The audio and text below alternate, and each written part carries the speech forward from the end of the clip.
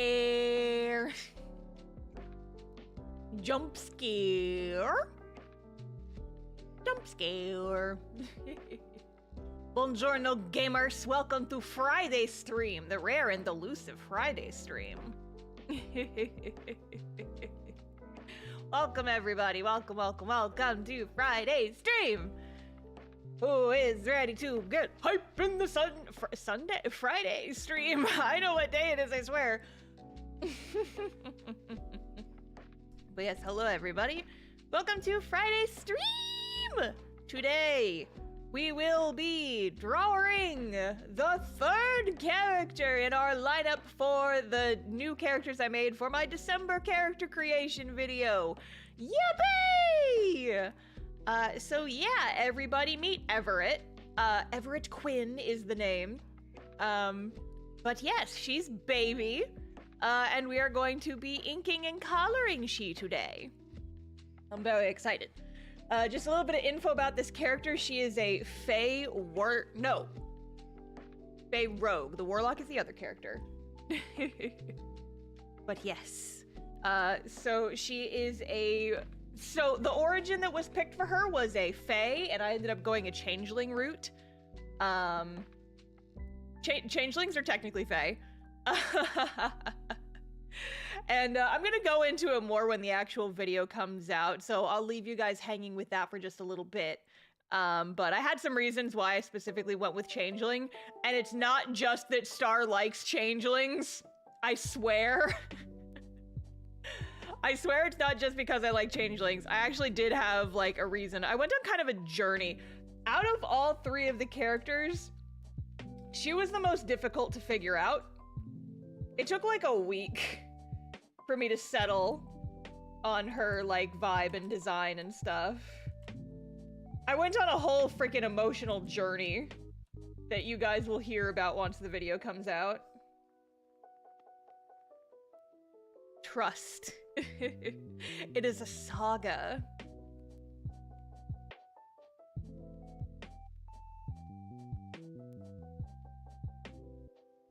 But yeah, so hopefully inking and coloring this piece in full today, and then I will be done with all of the complicated art I have to do for my December video. I'll still end up doing like some little sketches to pad out the little end runtime where I talk about character dynamics. But aside from that, then the bulk of the hard art will be done for this video, and then I can finally, like, actually feel like I've accomplished something. The December video is taking longer than I thought it would. I just want to be done with it so I can start my vacation. But I'm not allowed until I get my December video done.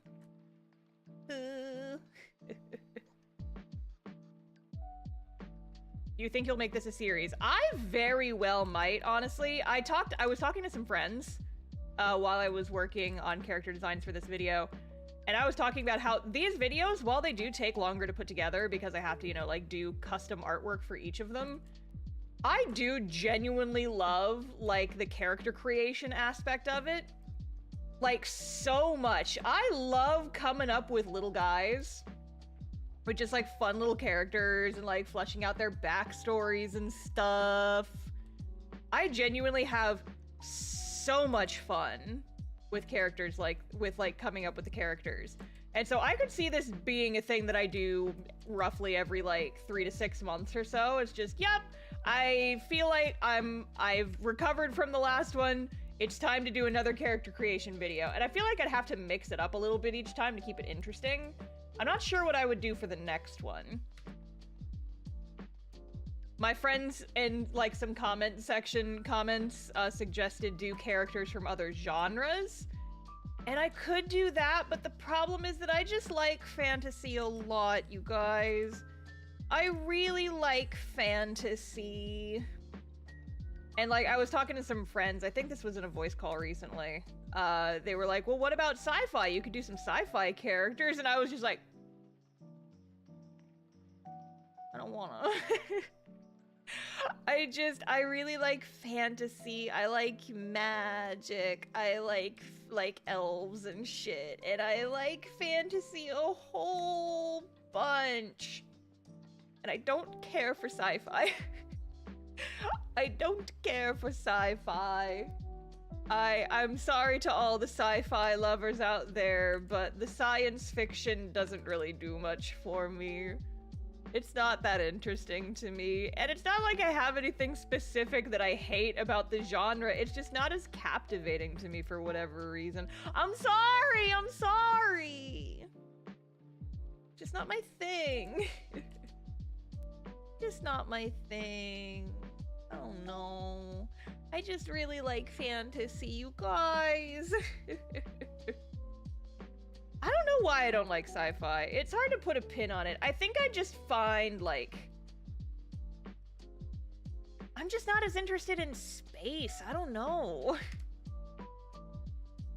The one sci-fi thing I think I've ever, like, really properly enjoyed was Mass Effect. And even then, I couldn't tell you what specifically about that, like, captivated my attention. Milo, hey! No, I know you're upset with me right now, kitten, but that does not mean you get to sit on my desk and harass me. Milo's very upset with me, you guys. She's so mad at me right now, and this is not a joke, she's upset with me. So I've talked about how Milo's favorite toy is her beloved shower curtain ring. She has this little black plastic shower curtain ring that she found when I first moved into this house. It was left behind by the previous owner. And for whatever reason, this plastic shower curtain ring is her favorite object on this mortal coil. She loves this fucking shower ring so much. When she finds it, it's all she wants to play with. But she keeps, like, losing it. She'll, like, shove it under the carpet and then not be able to get it back. She'll, like, push it under the couch and then not be able to reach it. And so I'll have a few weeks of peace where it's like, okay, Milo has misplaced her shower curtain ring, which means that she will not be harassing me to throw the shower curtain ring for her constantly. Because, like, I love my kitten very, very much, but she is, quite honestly, debilitatingly obsessed with this shower curtain ring. You ever see a cat play fetch? This is all she wants to do, is when she knows that she has her shower curtain ring, she just wants to play fetch with her shower curtain ring. And, okay, have you guys ever seen a cat pant? Cats are not supposed to pant like dogs. If a cat is panting like a dog, it means that there is something very, very wrong. Because they're not set up to do that. Milo will get so obsessed with chasing her shower curtain ring that she will start panting and still want to chase the damn thing. Like, she will actively be overheating and still want to chase the shower curtain ring. And I'm like, no, Milo, it is time to stop now. You have chased the shower curtain ring far too much, to the point where it is quite literally unhealthy for you. We need to stop with the shower curtain ring. But she'll be like, meh, meh, meow. And so whenever she finds the shower curtain ring, she screams at me until I throw the shower curtain ring for her, and then she'll bring it back, and then she'll demand that I throw it again. And this will be a cycle that will happen constantly for hours on end if I allow it. And the only reprieve I get from it is if I hide the shower curtain ring. And the reason I bring this up, God forbid girls have hyperfixations. Listen, if she just wanted to bat the thing around and just play with herself, that would be one thing. But she actively must drag me into her hyperfixation. She only finds joy in the shower curtain ring when I am there to throw it for her, you know? And so that means that, you know, when I am in the process of booting up a stream and my cat has found the shower curtain ring and is now, like, has presented it to me, has brought it over to me and been like, Mother, I have located the object. Mother, please throw the object. And she's just, like, sitting by my office chair and screaming at me. Not ideal. So chat, the shower curtain ring is currently in my jacket pocket. And I think she has already forgotten about it because she is elsewhere. She was looking for it pretty frantically around my desk for a couple of minutes, but she seems to have forgotten about it or given up. I will give it back to her. when the stream is done and I can pay attention to her. But for right now, I need to draw. So she can get her shower curtain ring back later.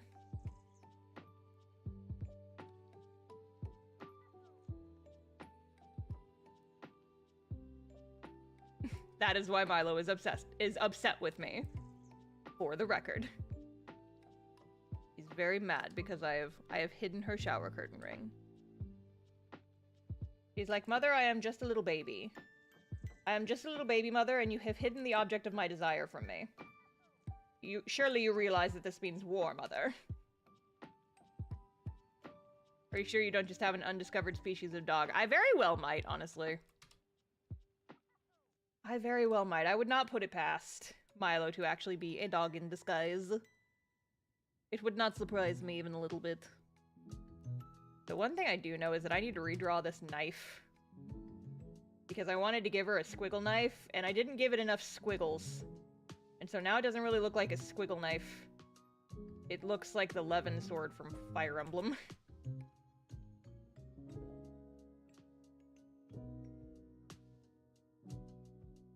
So at some point I will probably redraw that Knife. Yeah, you know what's fun about having friends who hyperfixate on history and weapons specifically is that you can just DM them at like 11 o'clock at night and be like, Jay!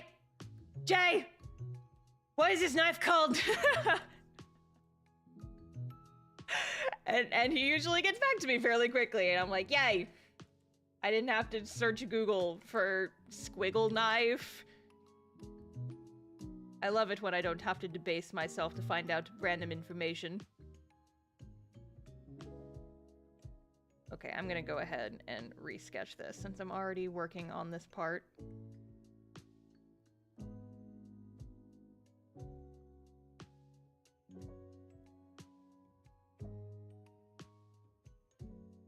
Wiggle knife!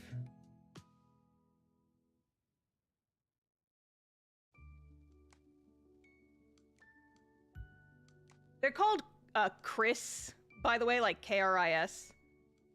But that doesn't sound cool enough, so I've been calling it a squiggle knife. They know that if Jay were here and I just kept calling it a squiggle knife, he would have some kind of conniption, probably. Like, it has a name!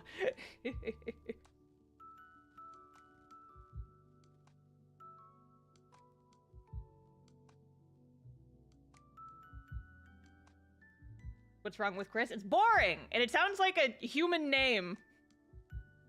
Just based on punctuation, or, pronunciation. Squiggle knives is funnier to say. Squiggle knife is cooler? Yes! Patently so. Someone says, I'm gonna stab you with this, Chris. I'm like, what? Christopher? You're going to stab me with a man named Christopher? It does nothing for me. Someone says, I'm gonna stab you with a squiggle knife. I go, oh shit, they've got a squiggle knife. Called it Chris. Yes, thank you, Nut Rose, I know. And I'm going to call it a squiggle knife.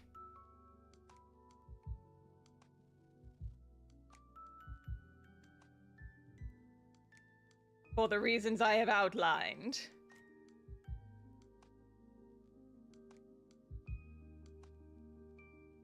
Squiggle knife. Jay's yelling it. Well, then he can... he can deal. Where the fuck is he? He's not in here telling me himself, is he? No. Then he can shut up. And not make his wife pilot grievances in my chat for him. I love you, Rose. But you should get your husband with the Nerf knife. Nerf knife? Nerf knife? That's different. That's a different thing entirely. He's about to run a game. Well, then this sounds like a personal problem, if you ask me. Sounds like a goddamn personal problem, if you ask me. A Nerf knife! Yes! Yes! A Nerf knife is just like a foam blade that they would use at a LARP or something.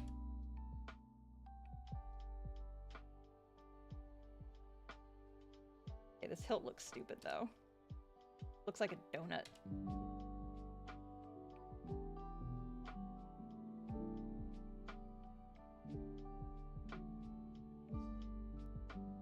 make it pointier.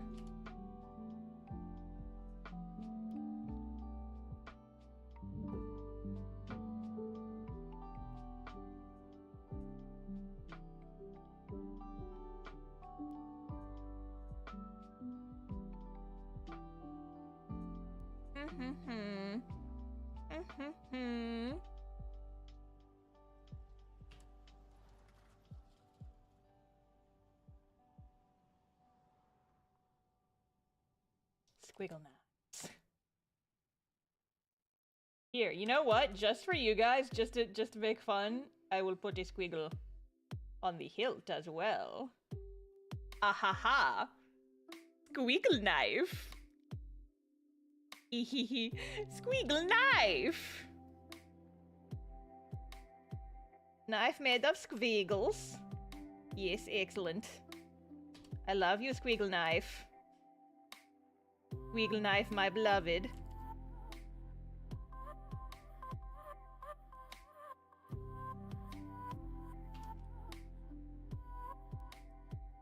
My water. There it is. It's hiding behind my microphone.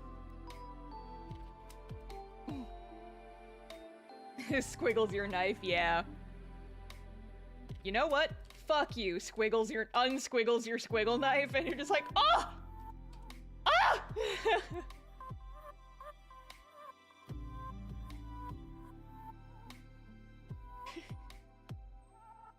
You guys, have you all seen that that meme format? I see it mostly on 0 kilobits per second.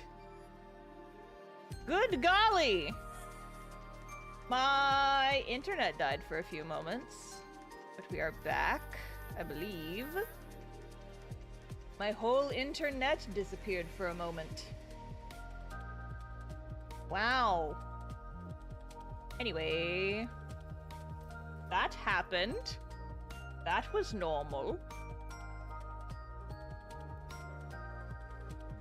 Fun fact, my editor leavily asked me, is like, hey, do you want me to make a clip, like one of the edited stream clips with a that's just like a compilation of you screaming at Spectrum Internet? And I was like, you know, on the one hand, that could be funny. On the other, I think it would just give me PTSD war flashbacks every single time I thought about it. And they were like, yeah, that's fair.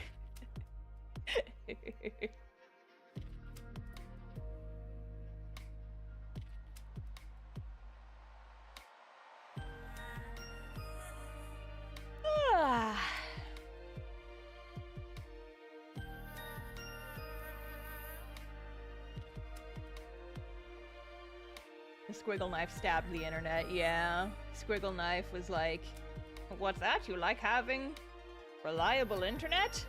How about no? Stab. Stab, stab, stab.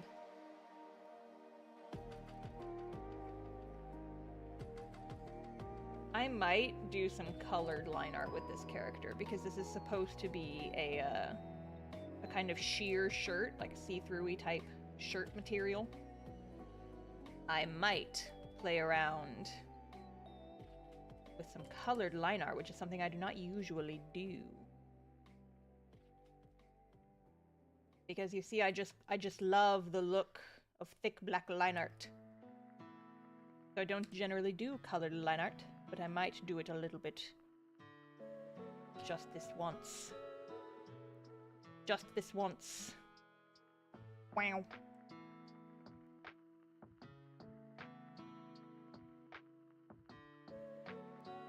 Oh yeah, actually, you know what I'm thinking, now that I think about it? Me hiding Milo's shower curtain ring so that she can't play with it right now, is not the only reason my cats are upset with me today. Poor Molly has been distraught today because I refused to open the window for her. So a little bit of backstory, gang. Molly was an outdoor cat. She was a stray, she was feral, until she got taken in by some kind people, and she was signed up with a shelter, and then that's how I ended up getting her. And so she was an outside cat for like the first probably year of her life, weren't you, you little bread loaf? She's on her little bed next to me. And so occasionally, when the weather is nice, Molly will pine for the outdoors. And so she'll, like, stand by the back door and she'll whine. And she'll meow at me, and she's like, Mother, I wish to go outside. And I usually don't let her outside because it means I have to put the leash on her, and she does not like the leash. But she can't go outside without a leash on because she'll go underneath the patio and then she'll be stuck there. And I won't be able to get her out. And it would cause all kinds of problems. Occasionally I do take her outside with a harness, but only on very nice days. But to kind of, you know, let them get some fresh air and enjoy the air and the sounds of the outside without actually going outside, I have some low windows in my kitchen. And I will crack the windows open, and then the kitties can see outside, and they can absorb the breeze and whatnot, and they'll just enjoy sitting on the windowsill and looking outside and enjoying the fresh air. Well, here's the thing about that. It's getting cooler now. It's like in the 70s during the day here in Texas.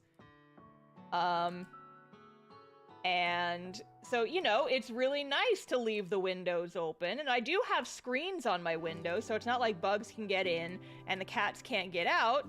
And they just like to sit in the windowsill and enjoy the sights and sounds of the outdoors. Well, as it's getting cooler outside, I think that there are some varieties of creatures that are potentially feeling the warm air coming from inside my house and thinking, ah, warm air. This is a warm place. I should go into this place in order to get some warm, says all the insects in my yard. Again with the lag! Oh my god! Okay, hang on, I'm gonna reset.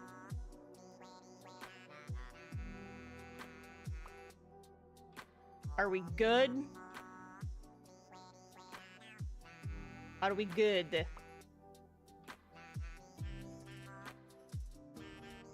I'm going to assume that we're good. Anyway. So yeah, you know, I leave the windows open, and there's a screen on the windows. However, I think that perhaps the screen may not be completely infallible. Because not once, not twice, but 3 times in the last 5 days. 3 times in the last 5 days. What have I found inside my home? Would you like to know what I have found inside my home for 3 out of the last 5 days? Fucking wasp in my house! Wasp in my house! 3 times! 3 times in 5 days! And we're dropping frames again. Jesus Christ, internet! Why? Spectrum! Why do you suck? Hang on, we might dip for a sec. Okay, are we being normal? Okay, I switched over to a different internet connection, so maybe this will be a little better, I don't know. But yeah, so the first time it happened, I found one on the floor. I think Molly may have seen it and, like, batted at it as it was coming into the house. Because it wasn't flying, it was crawling, and it looked a little, like, perturbed. But not enough to start flying around, and it didn't sting her or anything, she was just batting at it. But I didn't know what to do. I think I told this story already. Yeah, I told this on Monday during my Silent Hill stream, because that's when it happened. And I saw this wasp on the floor and I didn't know what to do, and so I went by the cat bug school of logic, put a blanket over it. And so I grabbed a dish towel and I threw it on top of the wasp, and I was like, cool. Now what? And I was like, what do I do now? And so I was thinking, if I get a cup, I can, like, grab it maybe and throw it outside. But then I was like, and then I saw, you know, like my flip-flops sitting by the front door, and I was like, all right, I guess we're doing this now. And so I grabbed a flip-flop, and I came over, and I was like, and Molly was, you know, she was hovering in the area because she wanted to, you know, she wanted to eat it probably. And I just like knelt down next to it, and I was like, Molly, I need you to not judge me for what I'm about to do. I took that flip-flop, and I just whacked the towel on the floor for a couple minutes. It was just like, Molly, don't judge me. Whack, whack, whack, whack, whack. Because I didn't want to take the towel off and risk it flying away. So I just whacked the towel until I was reasonably confident that the wasp was dead. And then I just, you know, grabbed a paper towel and I picked up the wasp and I threw it outside. And then, like the next day, I was on a phone call with my friends and we were like voice chatting and having a good time. And I'm just like sitting at my computer. I think I had like just gotten home from an activity or something. And I'm sitting on my computer and I look up and I see a little black spot up by the ceiling in my living room. And I'm like, that is too large to be some sort of random bug. It didn't look like a wasp though. The silhouette was not waspish to me. And I was like,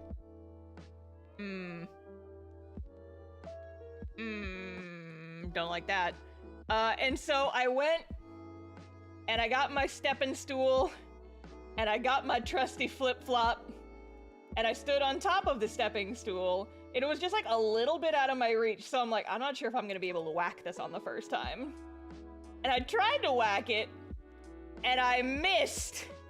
And then it spread its wings out. I'm like, oh yep, that's a wasp, and I have done nothing but piss it off.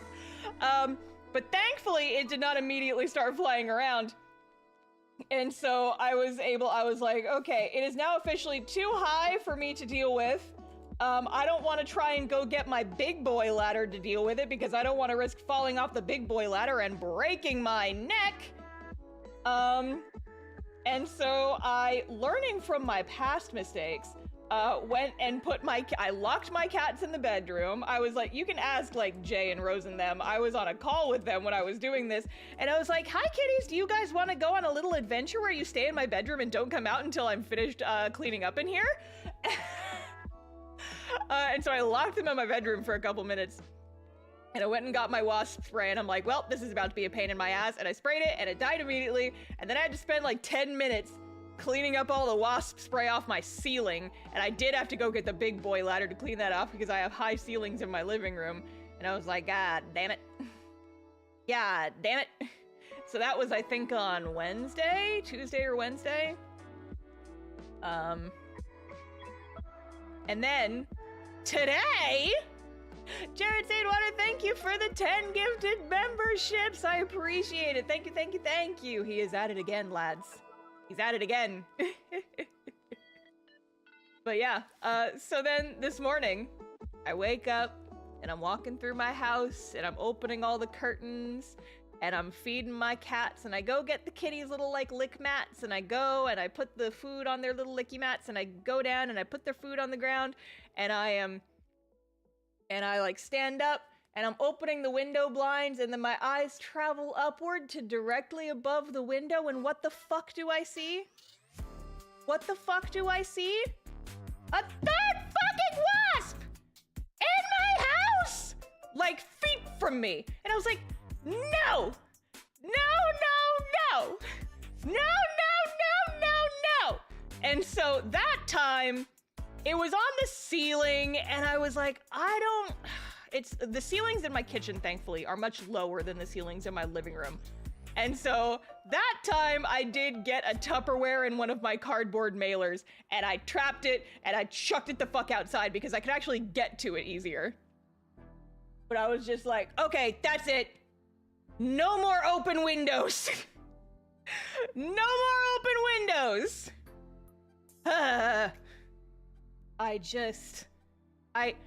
Like any other type of bug I can deal with. Bugs that sting I can't do it. I can't do it. And yes, Don, I see you advocating for the wasps in my chat. I know they're important pollinators. That's why I let them, like, have nests on the outside of my house as long as they're not in my porch right above my back door. But not in my house! Not in my house! That is where I draw the line. They can do whatever the fuck they want outside, and I don't care so much. But when they are inside my house, I'm like, no. No, this cannot stand. This cannot stand. But like, just fucking 3 wasps in 3 days, man. 3 wasps in like 3 days? No. No. So anyway, I'm basically just like, yeah, no, we're not doing open windows. We're not doing any open windows anymore because I know it's a nice day outside and I know the kitties want the fresh air, but that has to be how they're getting in. They have to be getting in through like cracks in the screen on the windows that I'm leaving open for my kitties to sniff.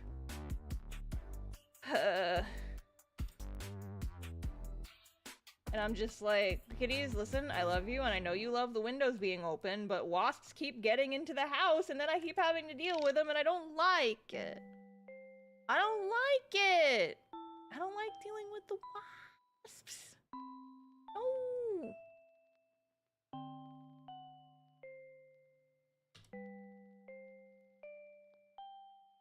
Listen, for the most part, if a wasp is just like outside minding its own business, I will leave it alone. If I see a wasp nest on like the side of my house or something, it's whatever. If it's actively intrusive and like getting in the way and like is, you know, I've had wasps try to make nests like right above my front door. And I'm like, if I leave that there, they're gonna accidentally get into my house with great frequency and I don't want that. And so then I'll knock those nests down.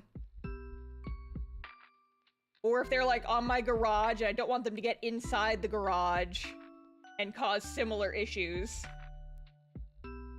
then that's another thing. But it's like, if they're just outside doing whatever, I don't care. But I draw the line when they come inside my house, and then I have to deal with them. Can't do it. Can't do it. Can't fucking do it, gang. Absolutely not.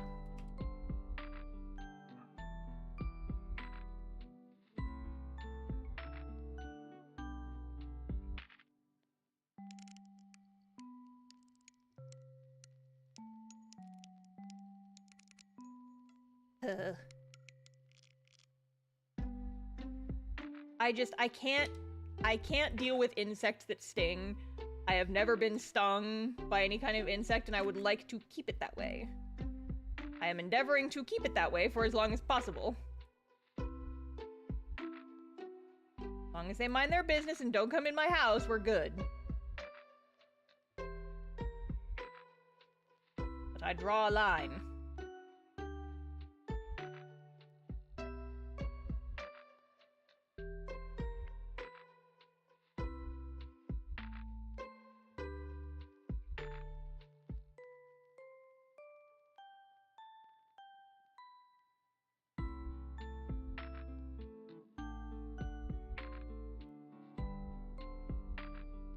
Oh, yeah. So, completely changing the topic. I'm done talking about wasps. I would like to talk about something else now. So you guys remember how on Friday I spent a large portion of that stream showing off, like, the new art supplies that my sugar daddy Ohuhu sent me? Well, you know, I was very excited to play with all those new art supplies. And I swear to God, the universe is conspiring against me. Guys, it's been days. And I haven't actually been able to use the new art supplies they sent me at all. They sent me those Wednesday morning. It is now Friday evening. I have not been able to touch them. Because the universe just does not want me to have nice things, apparently. So Wednesday, you know, when I actually got the package, I played with them for like a couple minutes, but I had a thing to do, and I had chores to do, and I had like all this other stuff I had to worry about. And so I couldn't really play with them. And then that evening when I sat down to play with them, something else came up. I don't remember what exactly. But point was, I couldn't play with them on Wednesday. And then Thursday, we had D&D for a big old chunk of the day. And oh my god, that was a lore drop. That was the least chilled beach episode that we've ever done. Holy shit. We'll talk about that a little bit later, maybe. But yeah, so we played D&D until like 3. And then as soon as we were done with D&D, I got hit with an aura migraine. And then I couldn't see shit. And I'm like, well, fuck.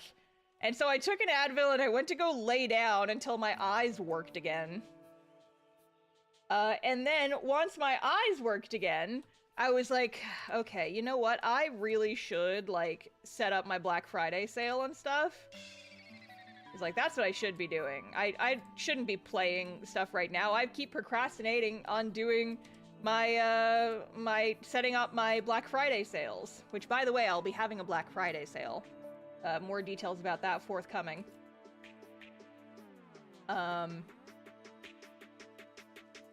But yeah, and so, like, I spent the rest of the evening setting up my Black Friday sales, and then I didn't finish that until, like, 10 o'clock last night. And so then, by that point, I was tired, and I went to sleep.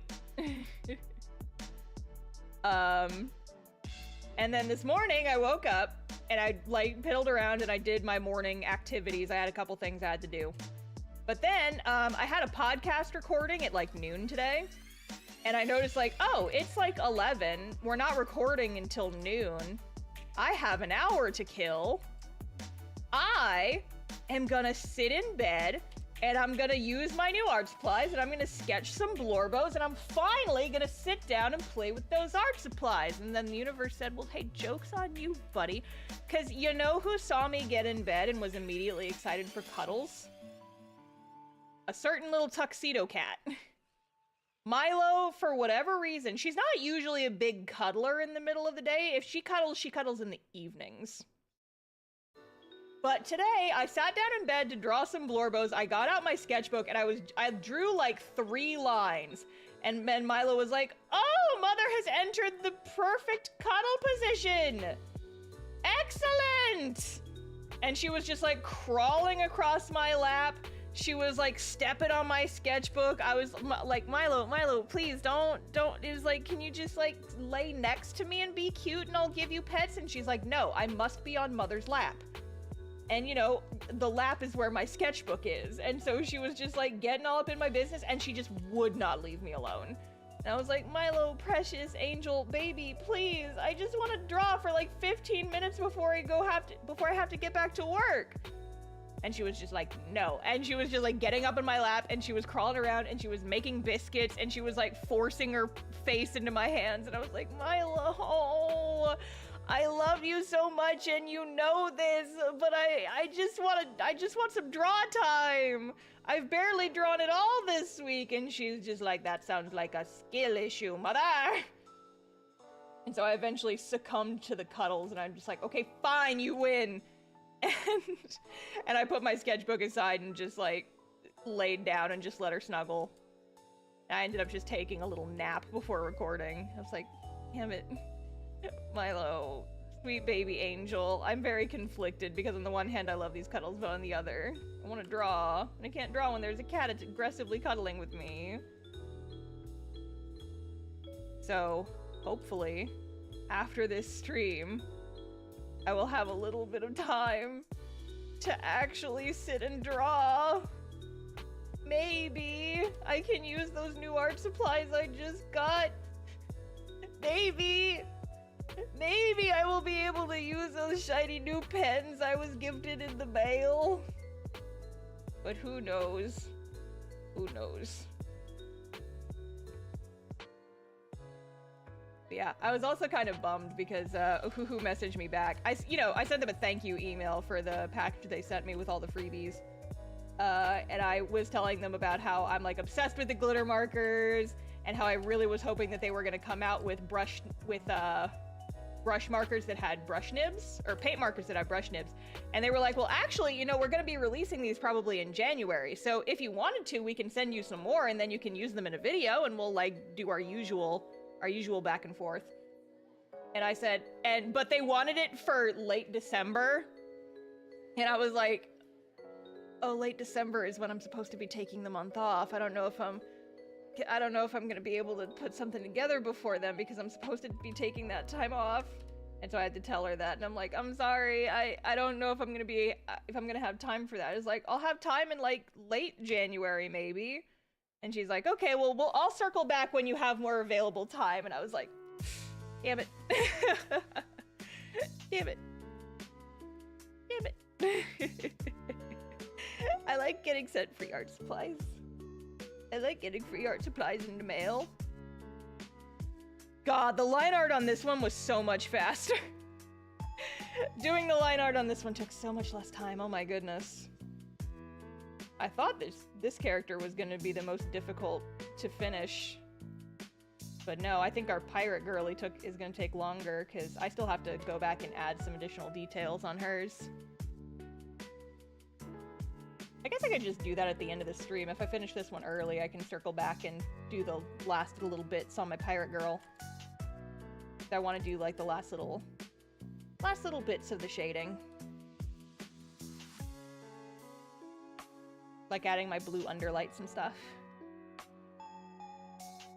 You have lore for the character, or did I miss it? I have lore. I haven't really gone too deep into it because I figure I'm gonna save that for the video when it comes out. Just because y'all don't want to hear me like bumble through her backstory. But she is a changeling, so that's where the Fae aspect of it comes in. A very, very brief summary is that, so with the December video, it's another character creation video, but unlike last time, for this one I actually came up with like kind of a bare bones storyline that all of them loop into. So it's like, there's this cult, and I didn't really flesh out the cult too much, just, you know, it's a cult and it's bad.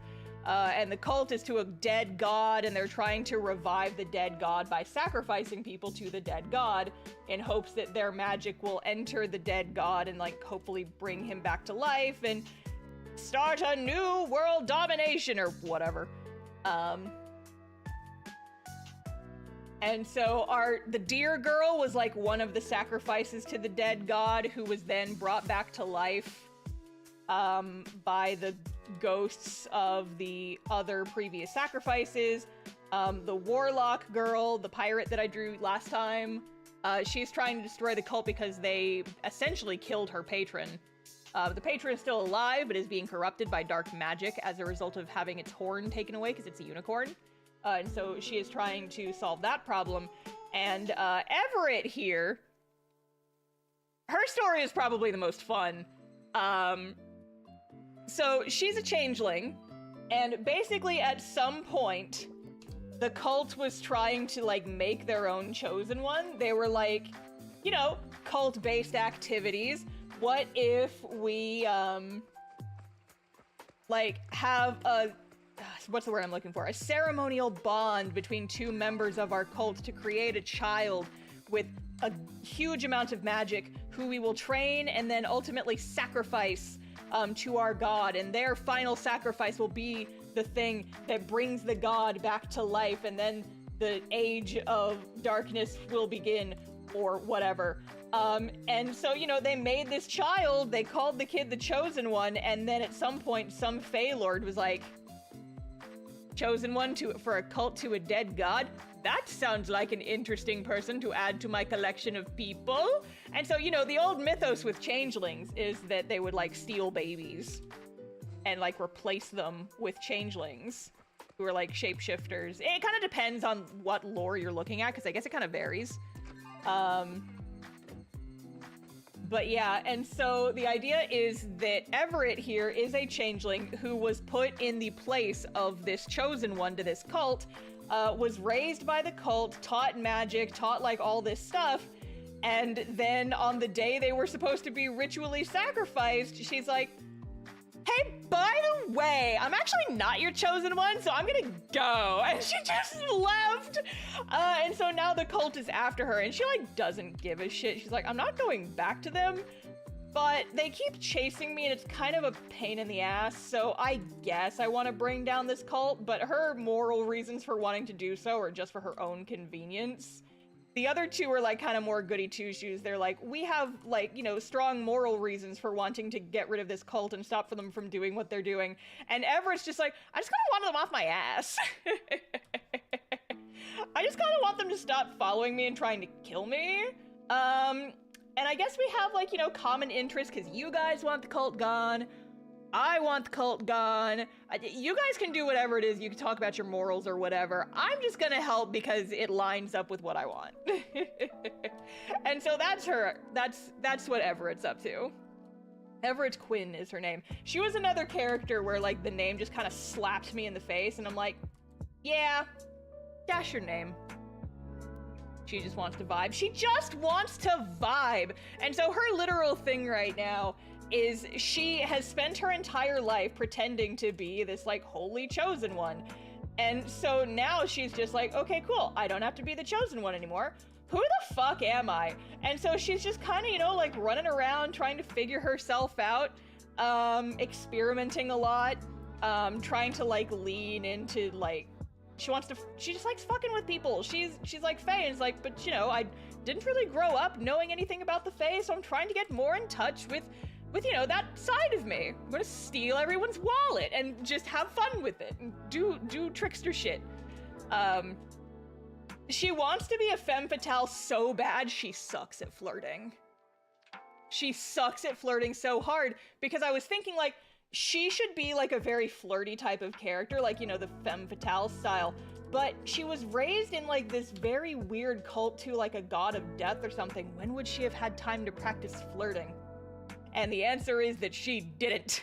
And so she flirts by saying, she flirts like Azula from Avatar, if that means anything to folks, which it should, because you should watch Avatar because it's very good.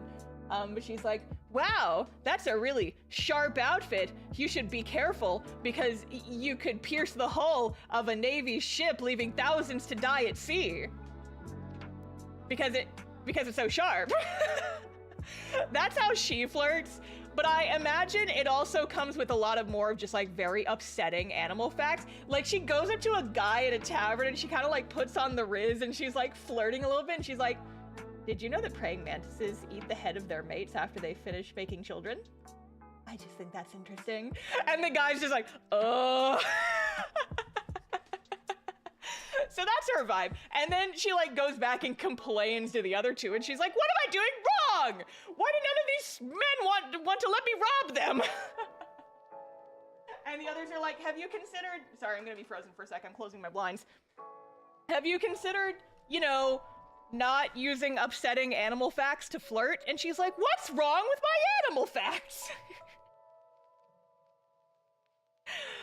Yeah, dang, dude, are you an anglerfish? Because I want to slowly consume you until our bodies become one, basically. So that's her vibe. That's her vibe. Also, if you guys remember last time, I can't remember if it was last time or during the first stream of these characters, but I said that one of them, like, grabbed me by the collar and was just screaming, I am transgender at me until I was like, okay, okay, okay, okay. This is that character for the record. Because, I mean, on the one hand, Changeling, like, duh, of course. Like, so here's the thing. Literally every single character I make that is a Changeling is at least a little bit gender fluid. Zephyr especially, like, yeah, I mean, fucking look at him. Zephyr's just like, oh, I don't fucking give a shit. What's a gender? I can be literally whatever the fuck I want. Felix is more femme. She's femme like 90% of the time, but you know, she has her days. Once she figures out that she's a changeling and she's like, oh, okay. And she'll fuck around sometimes. But yeah, so Everett here is very much just like, fuck your gender, I can be whatever the fuck I want. But I was a dude for like 20 years. I think I'm done with that. I did my time. I did my time. She's like, I'm gonna be fabulous now. Okay, bye. So that's her vibe.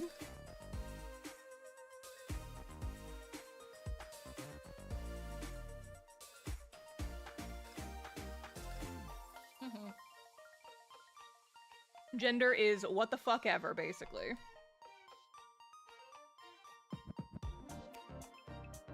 Okay, organization. Okay, and now it's coloring time. I might end up tweaking a couple of these colors, because I'm not like 100% satisfied. I don't know what it is, but like, her color scheme is very green. And I just have the hardest time with green color palettes for whatever reason. I don't know why. I'm just befuddled and bewitched by colors at all times, especially greens. People compliment me on my colors and I'm just like, thank you. Don't ask me to explain how I did it, because I have no idea.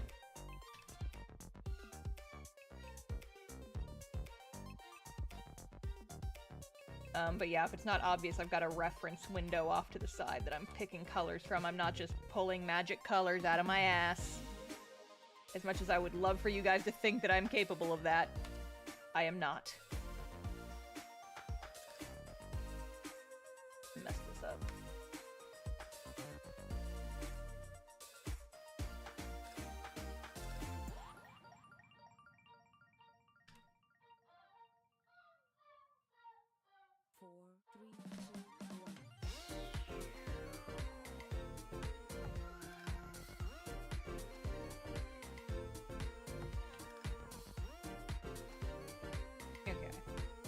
That looks better. Okay.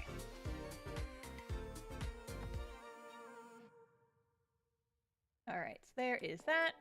And then we have cape, cape, cape. But yeah, so this character very much has, like... What's the word I'm looking for? Like, butterfly vibes? Because I was kind of trying to lean into that with the whole Fae thing. You know, Fae, butterfly wings. I feel like it makes sense. But yeah, I leaned very hard into that. So she's got like the clasp of the butterfly on her neck. She's got... Her hair is fun because I literally just tried to make her hair butterfly shaped and it kind of worked. And I am into it.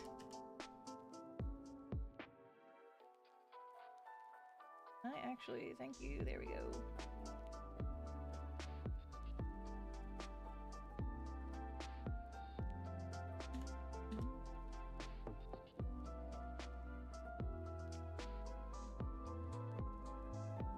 And then she's got the big butterfly cape, which was also a lot of fun. Just a big cape.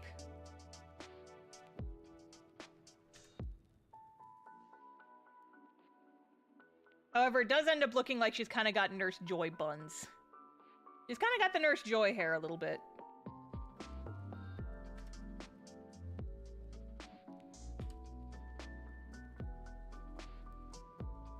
But I like the silhouette it gives her head.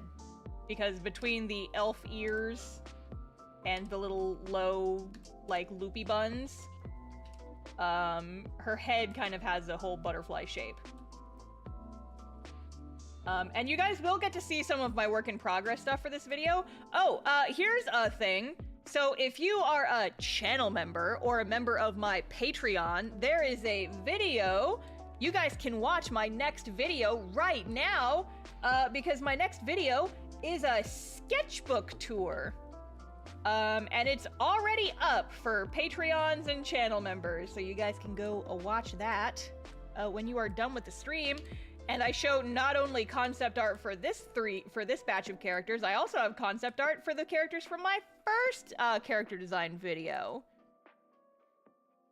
So enjoy that, gamers.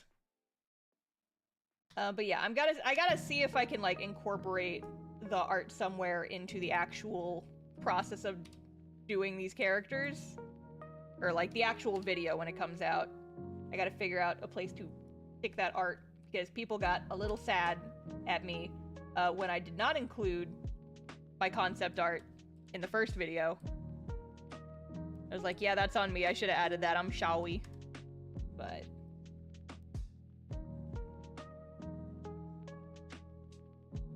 and then the little socks. These socks are very heavily just stolen from Rune Factory 4's female protagonist. which I remember off the top of my head because I made those ruffly socks for a cosplay. And I made them stand up and hold their shape by sewing them to a pair of transparent tights. And it looked like witchcraft, but actually it was just tights. And I thought it was cool. Okay, and then the underside of the wings have kind of a gradient design going on. I'm just going to color them that color for right now. And then what color did I make her shirt? There, because I did change it from my sketch. There. And the big puffy sleeves. Yeah, this character was definitely the one that took the longest to design. Girly Pop is complicated. And then once I finally got something I liked, I realized that she looked too similar to Zephyr, and I was like, God damn it! Why do all my flirty changeling characters look the same? Shit! So then I had to go back and fix it. And change the design more.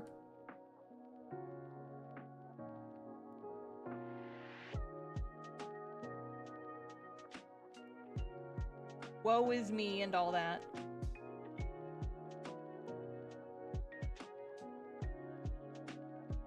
Okay. Now we do my super secret trick. Where we fill in all the spots behind the line art. Easy peasy, 1, 2, 3sies.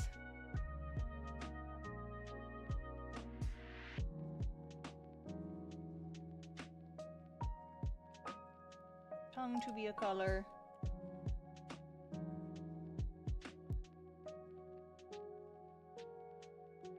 I think that's a little dark though. I think that's a little dark and that's a little red. For my tastes.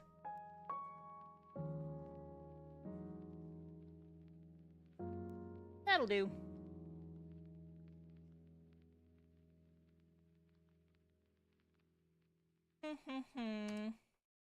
Okay. Going to erase the inks around eyeshadow because I don't think those need to be here.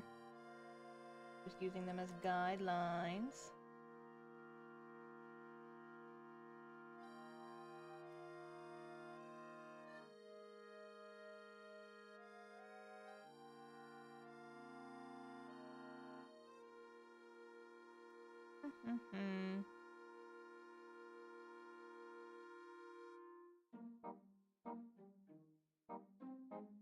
Then I'm going to make outline a little softer. I think the character art is big enough that no one's gonna notice that the eyeshadow is a little aliased, but I know. I see it and I know.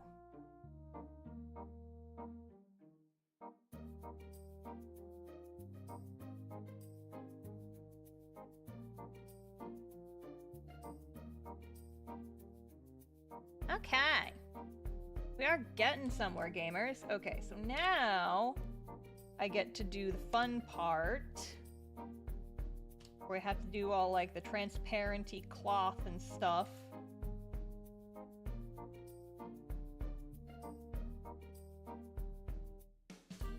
Here we go. Coloring.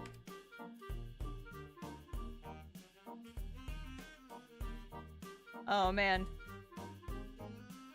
You guys want to know a TikTok community that you wouldn't think is so full of drama? The coloring book community on TikTok. People are mean over there. Why are people mean on the coloring book TikTok? Like, what? TikTok is always full of drama and insanity. True. But see, just because, like, I stumbled into watching a couple of coloring book TikTok videos just because, like, they use a lot of the same art supplies that I do, and I like to see what other people are doing. And I saw someone who actually got sent the same little care package that Ohuhu sent me, so they were like showing off all the markers and stuff, and someone in their comments was like, why do you always get free PR gifts? You're nowhere near as talented as other coloring book creator. And I'm like, oh, so we're fighting about who's better at coloring books? Is that what we're being mean about on the internet now? Are we being mean on the internet about coloring book skill? Truly, are we doing this? And I was just so, oh my god. It was just like, what a, wow. That's something, let me tell you.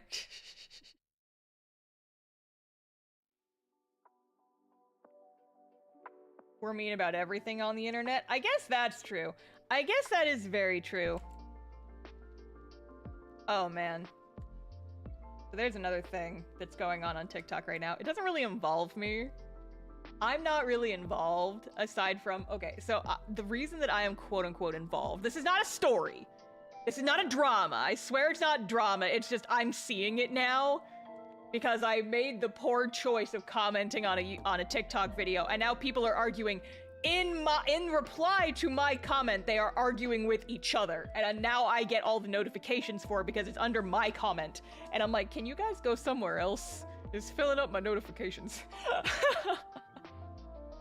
It's like, can you guys like not? Can you fight somewhere else, please? But no. So they are fighting in direct response to my comment.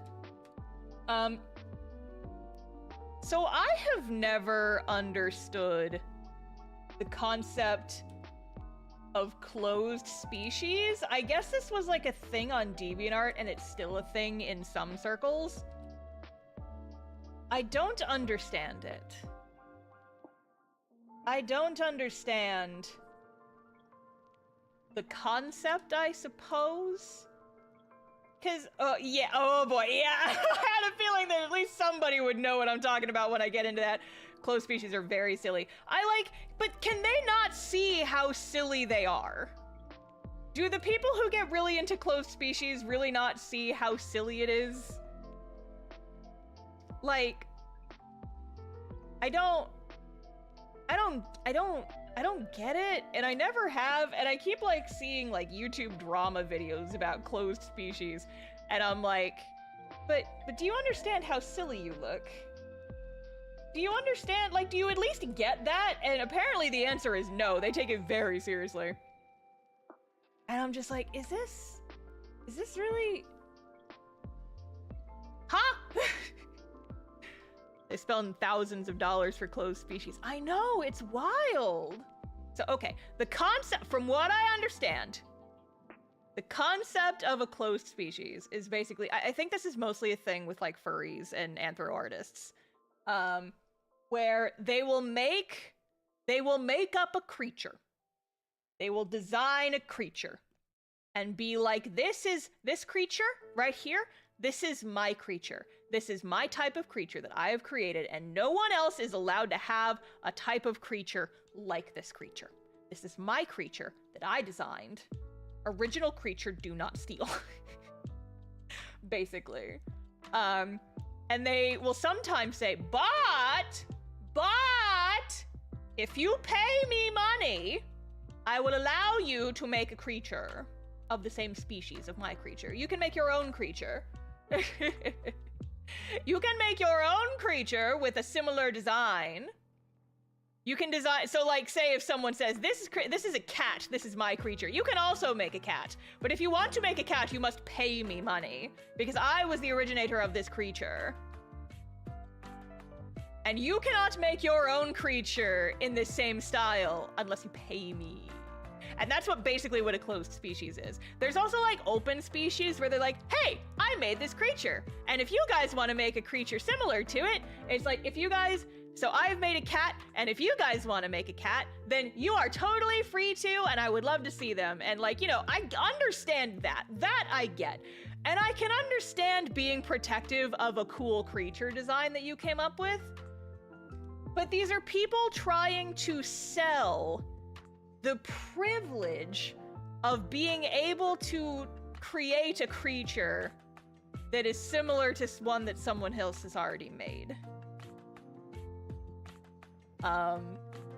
And they get real persnickety about it. They get real upset about it. And it's gotten to the point where, like, people who don't know what closed species are will come up with a creature, and then someone who has made a closed species will jump their asses and be like, your creature is too similar to my creature, and my creature is a closed species, so you can't make a creature that looks that much like my creature, because I made that creature first, and so if you didn't pay me for the right to make a creature like that, and so now I'm gonna send all of my people to attack you. And we will drive you off the internet for making a creature that is too similar to my creature. And I'm like,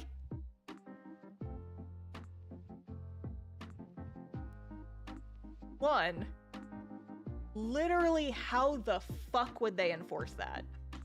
How the fuck would they enforce other people coming up with creatures that just look similar to that close species? Like, there's no way to regulate it aside from just, like, the risk of getting bullied.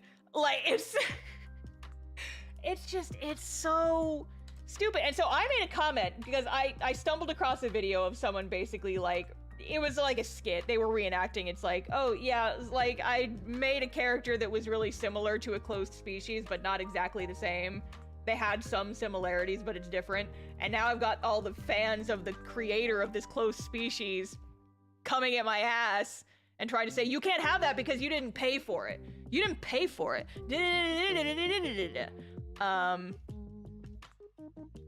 Imagine calling the cops on someone for drawing a furry that looks like your furry, basically. And so I made a comment on that video just basically being like, I have never understood closed species, literally what is stopping someone from making their own. And someone like called them, yeah, they called them furry NFTs under my comment, and then somebody got mad at the person calling them furry NFTs, and now they're all fighting each other, but they're all fighting each other in the replies to my comment, and I'm like, can y'all fight somewhere else? Can y'all fight somewhere else? Is like Disney making people pay to make mouses or Disney fan art. I saw it as, because someone was saying it's like, no, because it's art theft, because people are trying to make a living by like creating this closed species. And it's like, oh, and making art, it's like making up your own character of a closed species without paying the artist is basically like pirating an indie game. And everyone's like, oh wow, the poor Sonic company getting like so taken advantage of because people are coming up with Sonic OCs. Like, what? It's not theft, it's just a shitty honor system. It's like an honor system, yeah, so literally how the fuck would they enforce it aside from sending a hate brigade after anyone that like doesn't go with their rules? It's like, I don't understand it. I don't get it. It's like, if you're gonna, okay, so I could understand this. I could understand if the creator was actually like making the art themselves. Then I could understand paying money for it because that's basically commissions. It's like, yeah, pay me some money and I will design you a character based on your specifications from the species that I came up with. That I would understand. That seems sensible. But expecting people to pay you money for the privilege of being able to design their own creature? Like, I'm just gonna come out and say it. That's a scam right there. That is fully 100% a scam. And I just, y'all can fight me in the comments, drive my engagement, I don't care. I'll just block you. But it's just like, yeah, no, this is no. Nope. This is absurd, people are being ridiculous, and just no. This does not make any sense and it's very silly. Have you all considered going outside and saying hello to another human being? You have to pay me to make fan art for me, basically. I mean, yeah, that's basically it. TikTok is so dumb. Okay, so listen, I saw this particular thing on TikTok. This was a DeviantArt thing back in the day. I remember seeing this shit on DeviantArt. Back in my day. Back in the olden times when we all had DeviantArt pages. And we yelled at our friends for copying our furry designs. Oh, man. Just absolutely wild. Wild and ridiculous.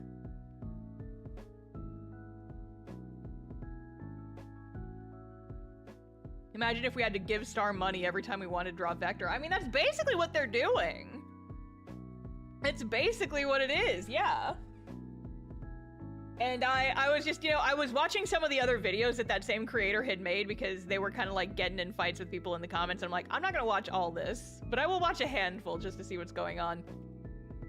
And some person, and I'm not sure what their pronouns are, but they said, I guess that somebody tried to copyright or trademark their closed species design and got laughed out of the court because it wasn't original enough.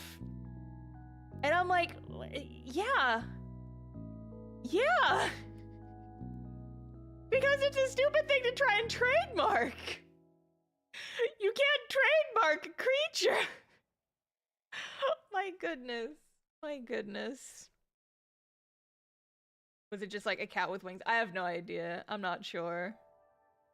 But I just...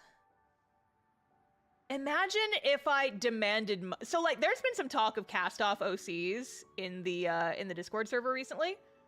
Like, some folks have been making their own cast-off characters. In the wake of the lore dump that has occurred, some people are making their own cast-off OCs. And a closed species equivalent would be basically me saying, hey, you're not allowed to make a cast-off OC unless you pay me $100 or some shit. You have to pay me $100 for a slot so that you have the privilege to make an OC for my universe.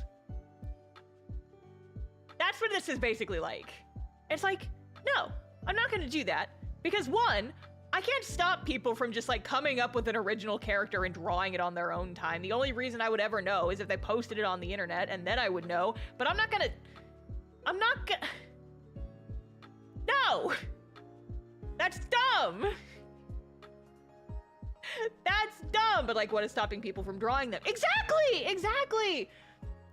And when I posed that question, people were genuinely like, they're afraid of being canceled, as they should be. And I'm like, that's dumb.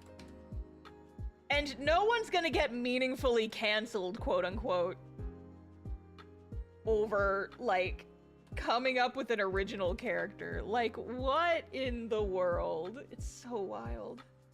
It's so wild. You ever just, like, glimpse into hobby drama that you're not a part of? My cast-off OC represents the emotion of you can't stop me from pirating your intellectual property. Yeah, pirate cast-off OC, let's go. I represent the emotion of stealing your shit. Oh no, wait, that's just Rory. Rory would steal your shit. Rory would download a car. Rory would make so many OCs. Rory would make so many closed species. Rory would specifically troll closed species people. She would do it just to troll them, and they'd have like warnings in closed species communities about her. It's like, do not trust this girl. She stole my she didn't pay for a spot in my closed species, and she's It's so funny. I can imagine that. I'm seeing it in my mind's eye right now. You go, Rory. We love this for her. See, now the fun part is that I get to do butterfly wing designs. They're very tricky. But luckily for me, I am an artiste.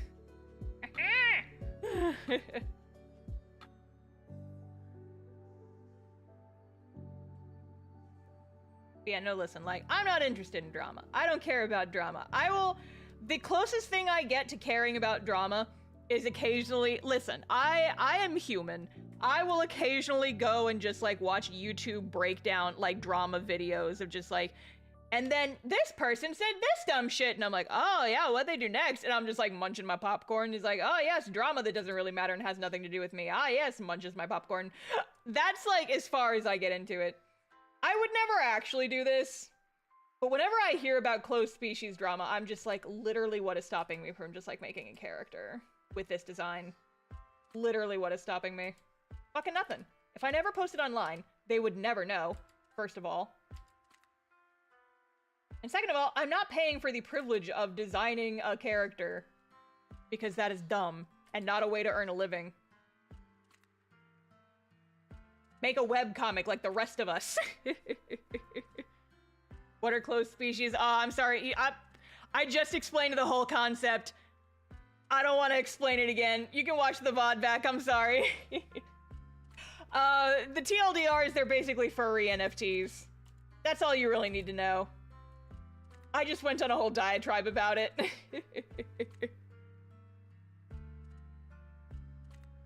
But no, for the record, y'all want to make a cast-off OC, literally have fucking fun. I don't care. You guys can do whatever you want. Just, you know, in general, like, just be normal. Don't be gross about it. Don't, like, make a cast-off OC who's, like, the emotion of wanting to kill people, I guess, or do, like, worse things. And I don't want to see that shit, so don't do that. But, you know, anything else is, like, fair game. It's whatever. Y'all have fun. I can't tell you what to do. Ooh, that looks cool. I think I'm keeping that.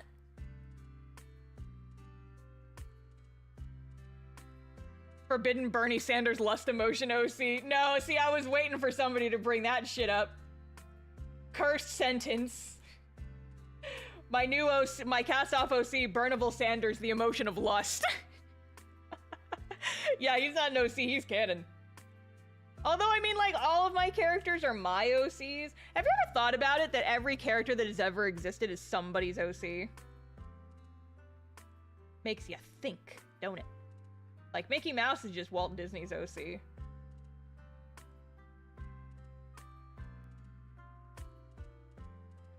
You ever think about that? To blow your goddamn mind. There's a reason I do not use the term OC, and that's why. Yeah, I use it occasionally, but usually I'll just call them my characters. I don't specify, like, original character, unless there is a reason to separate it from just the concept of making a character. I guess, like, to differentiate it between, like, original character and fan art character, it makes sense. Or, like, for something like OC-tober, because then it's like a play on the saying, right? Only say OC when talking about it as, like, a fan OC. Yeah, that also makes sense.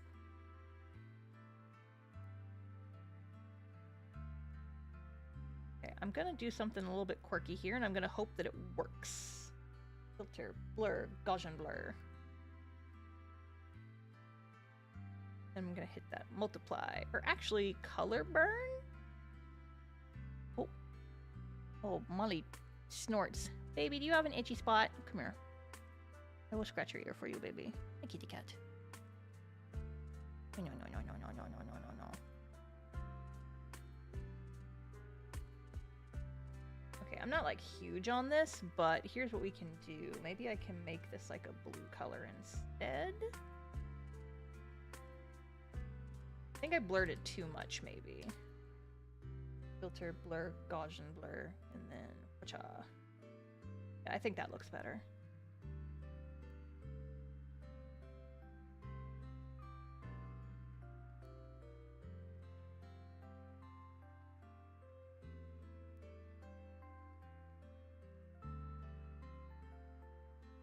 And maybe we make a second one. Yeah, that's what I'm talking about. That's what I'm talking about. Oh, yes.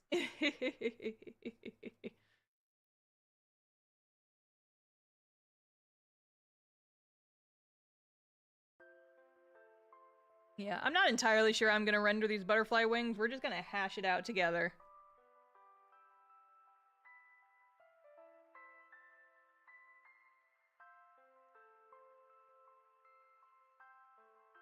Hmm.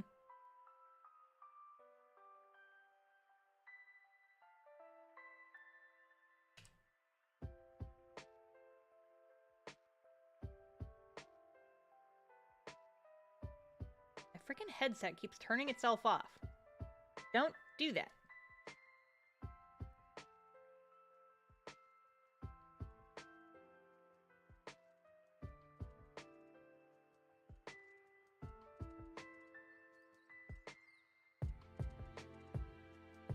Rendering butterfly wings. Actually, I think I'm gonna go ahead and do... Yeah, make them a little bit more faint. Yippee! What's your overall opinion on fans making OCs for your webcomic? I mean, I don't mind it if that's what you're asking. I think it's kind of cool. I think it's kind of cool that people are so inspired that they want to make characters from my universe.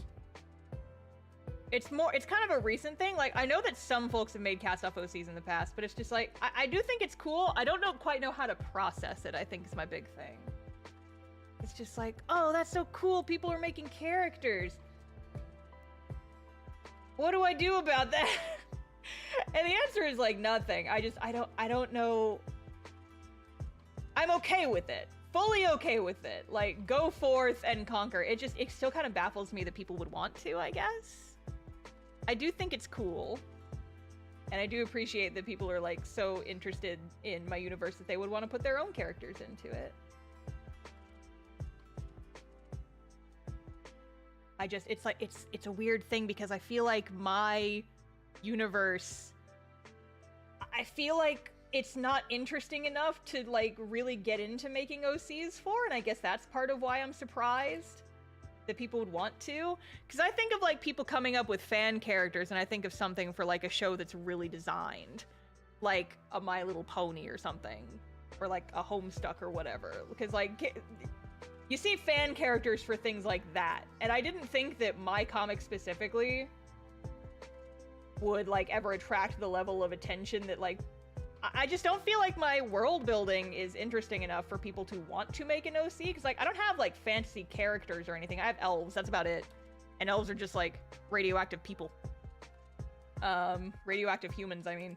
And so it's just like, I guess I'm a little baffled because it's like, I didn't think that my world would be interesting enough for people to want to make OCs for it, but I'm flattered either way.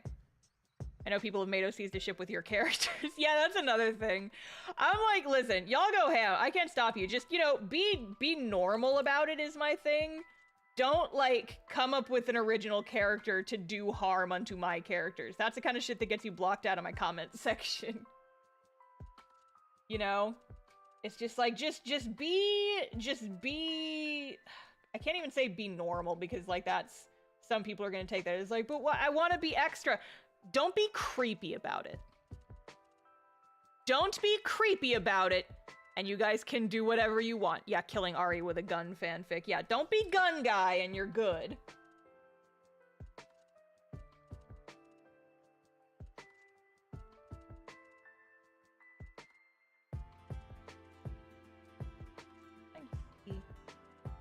They're like a blur intensity.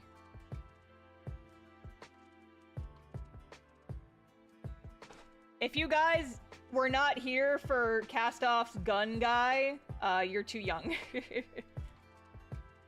You must be updated on the ancient lore. The ancient lore! I think this butterfly cape is looking pretty spiffy. However, you know what it could use? Some little spoobles. Some texture. Yes. Yes, some little pretty textures. Set to overlay!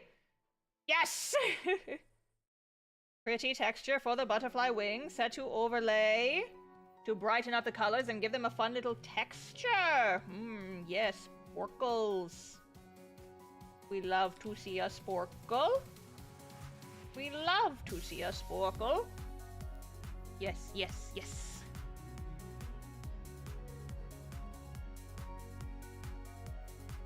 What would you do if someone made a book with cast-off lore and stuff? I would wonder how they came up with stuff that I didn't put out there, because honestly, there's a lot of lore in cast-off that hasn't made it to the comic yet, and some of it that never will. Explain the gun thing? Okay. So here's the thing. The cast-off gun guy incident is a tale from long, long ago. This was like back when Chapter 2 was just being posted. These were comments that were left on like the earliest possible pages of chapter 2. And you know, Ariana was being a little bit of a bitch on those pages. This is ancient. Yes, this is ancient lore.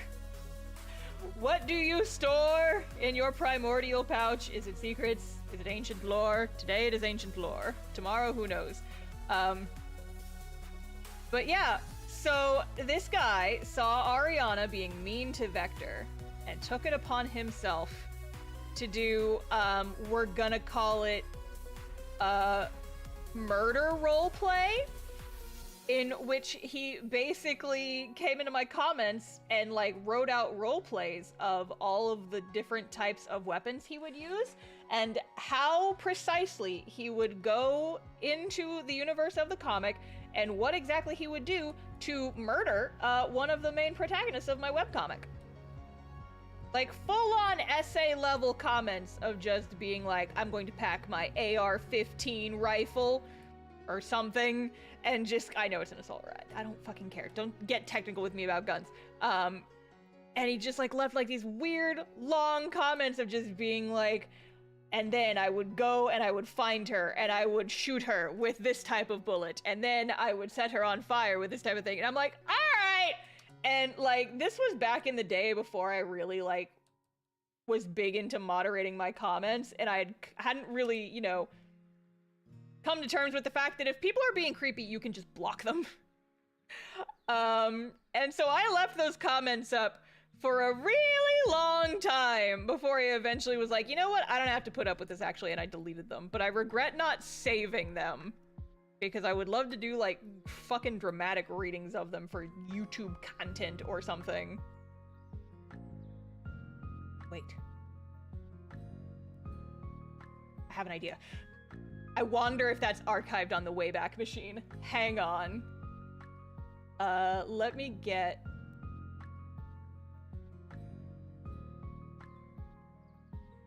I wonder.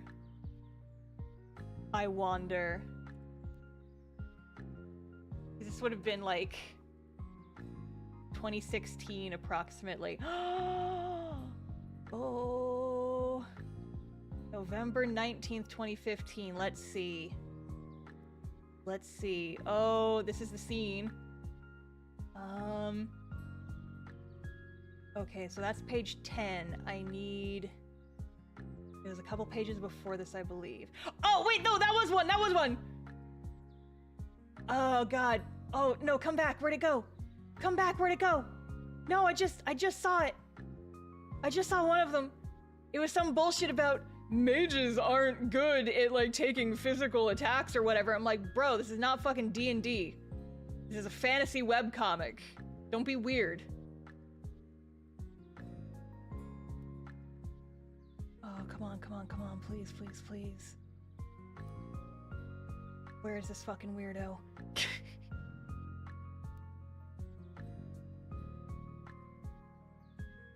Please. Because I'm definitely, like, seeing this guy's comments before they disappear, because, like, the discus thing is breaking. Oh, come on.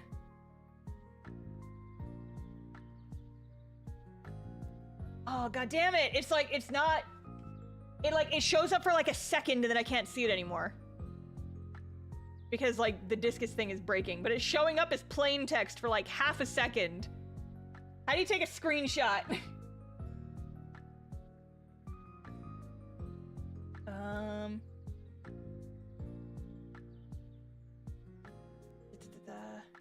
It's in chapter 2, like back when those pages first went up. Oh, like the first couple pages of chapter 2 in the Wayback Machine, like in like 2016. I'm looking. I found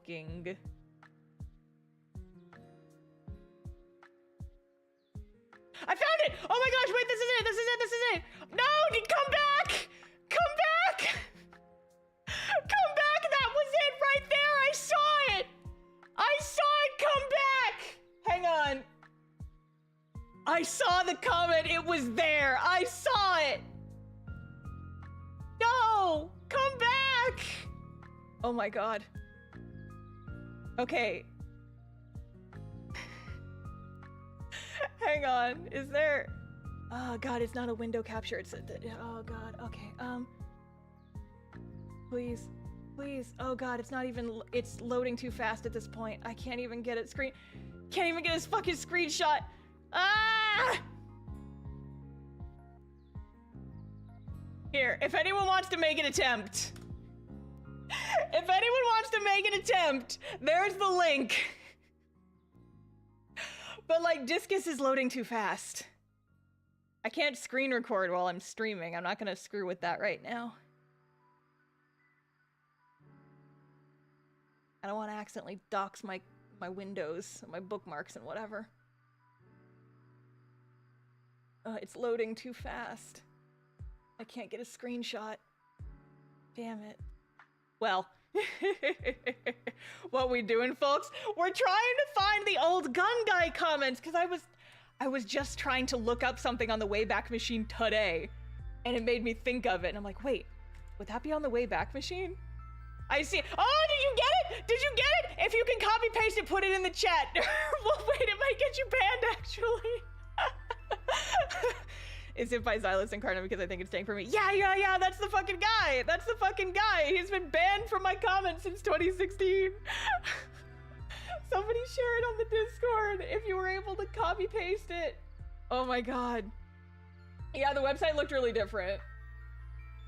Somebody put it in the stream channel on the Discord. God, I forgot he outed himself as a fedora, bro! Oh my god, yeah. Yes! People screenshotted it! Yes! Thank you! Thank you, lovely humans in my Discord! Yes! Okay, who's ready for a dramatic reading? Who's ready for a dramatic reading? Okay, are we ready? Thompson M1A1 with custom 60 round drum mags and custom foregrip, check. Bag of kinetic bean bags, check. Hockey mask, wearing it. Fedora, on my head. Combat boots, standing in them. Jumpsuit, wearing it over my tie-less two-piece suit. Fatigue-inducing baseball bat, check. Spells, prepped. Gauntlet of Wonders, on my arm. Gauntlet set to Magi countermeasures, is now. Boogeyman horror effect engaged. Okay, time to hit a one prisoner transport. The legend!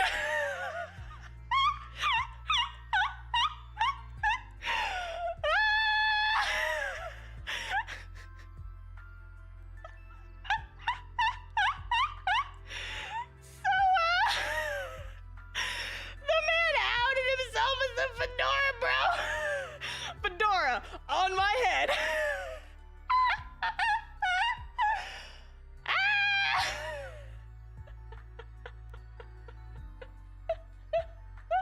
So this is it, guys. Literally, this is the fucking legendary gun guy comment. I didn't think the Wayback Machine would have actually gotten it, but it did. I deleted this like 6 years ago. Oh my god. Oh my god, is this the only one? This is the most blatant one. The fedora is also a gun, yep. Oh my god. So this guy right here is single-handedly responsible for the universe of Cast-Off not having guns.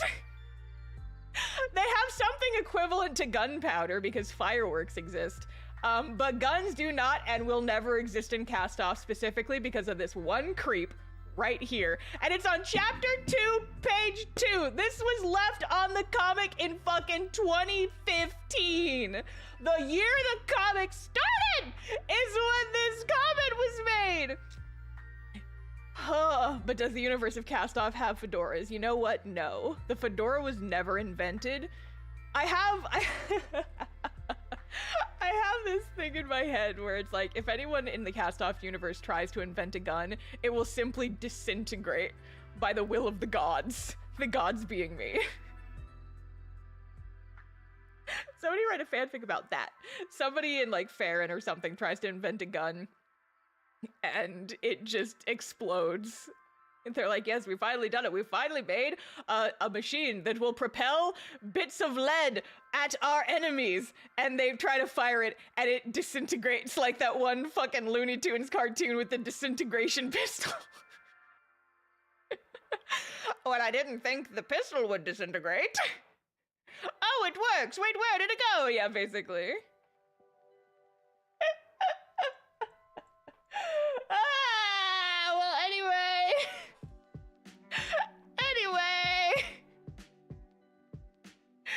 The freaky thing is, I still occasionally see this dude leaving comments on my friend's webcomics.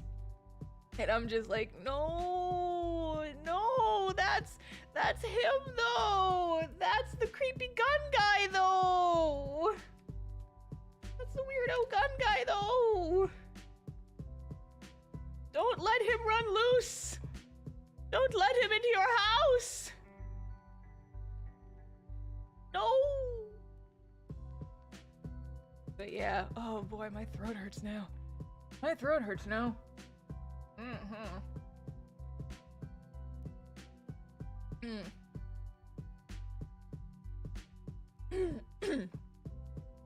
Hopefully he's normal now at least. One can only hope, but somehow I doubt it. Somehow I am filled with doubt.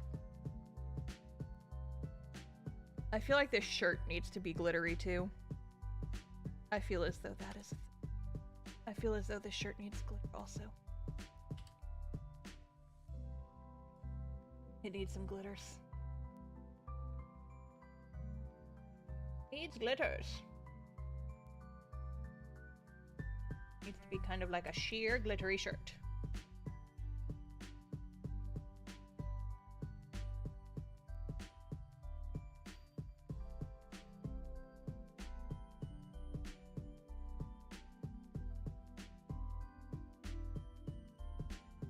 Glitters, glitters, glitters, glitters, glitters, glitters, glitters, glitters, glitters.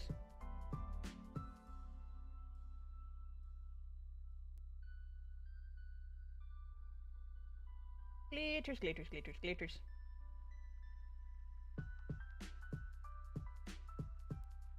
Glitters, glitters, glitters. We love glitters in this house. Glitters, glitters, glitters.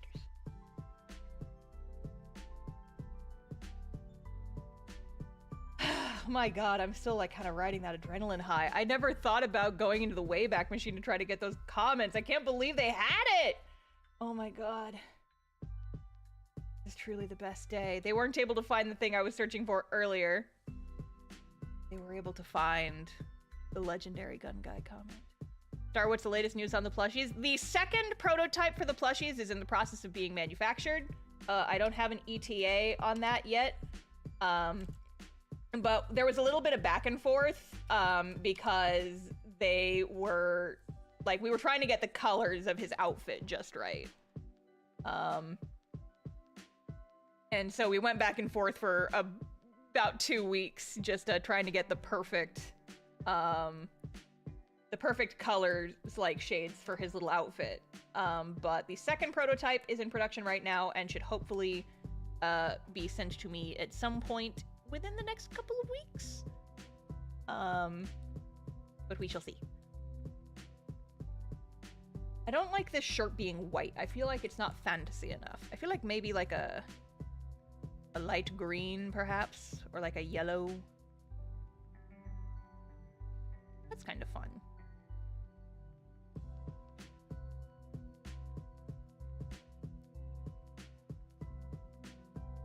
Yeah, so after this most recent chapter, y'all will finally be able to give Vector all the hugs that he needs. Because my goodness is my poor little boy going through it right now. He is going through it, lads.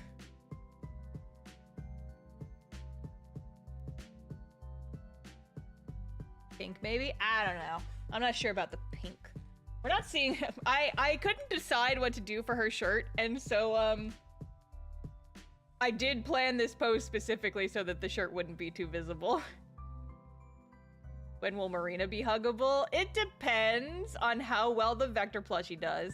Because if the Vector plushie does well, then that is a potential for more plushies to be made. But I'm probably going to be going in the order of character introductions. So if Vector Plushie does well, Ariana Plushie would go next, and then Frankie Plushie after that. But, you know, it's all gonna entirely depend on how long the makeshift staff will tolerate me.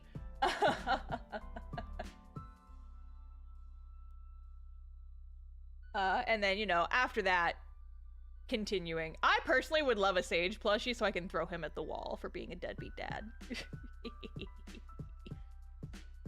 I need to make Plushie Ariana and Plushie Marina kiss. Yes. I also want to Plushie Rory. I feel like she would be just such a little gremlin. I need a Rory plush. I don't want to wait that long for a Rory plushie. Well then, go yell at Makeshift and tell them to let me make as many plushies as I want. I would love plushies of the entire squad, but we'll see. We'll see. It depends. Depends on how much Makeshift is willing to tolerate me.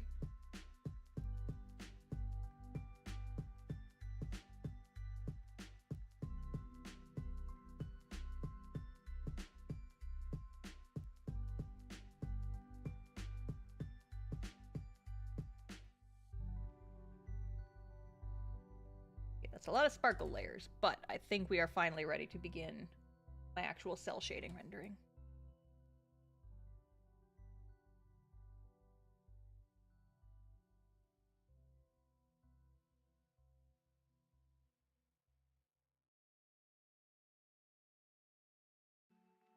What's her class? She's a rogue, this character. Rory plush with the little angry cat mouth face. Yes, absolutely. Absolutely, yes. 100%. Just a little gremlin face. What about a Varity plush? See, here's the thing. I love my baby girl so much, and I would actually kill a man to get a plushie of her. I don't know if I could sell 200 Varity plushies, because with Makeshift you have to sell at least 200 for the plushie to actually get made. And like, you know, with my actual webcomic characters, it makes sense because their story is actually out there, people can read it and get engaged with it. Verity's just my D&D character, who I do love dearly. But I don't know if she's popular enough to get a plushie made of her. Wait until the non-D&D light novels come out. Yeah, I'm still, like, batting that around in the back of my head. If and / when that becomes a thing.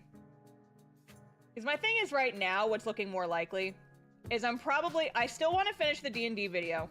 Because I want it to exist as a video, because I think that would be very cool. But after that D&D video is wrapped up, I'm probably just gonna do the rest as, like, written stories. Or, like, shorts or something, because the D&D video is, like, so much work, and it's a passion project at this point, and I am very passionate, and I want to get it done. But, like, oh my god. It's a lot of work. It's a lot of work, and it's not really sustainable to keep doing it unless it performs crazy bonkers well when it finally comes out. So we shall see.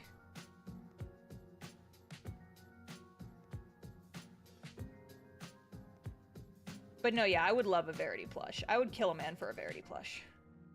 That's my baby girl right there. That's my baby girl right there. Although before a Varity plush, I need to make a lapis standee, is what I need to do. Maybe also a Zephyr one, because Zephyr's prints have been selling really well. That smug little bastard is actually selling quite a few prints. And so I might make a standee of him and two, as well as, like, maybe Felix as well. I don't know.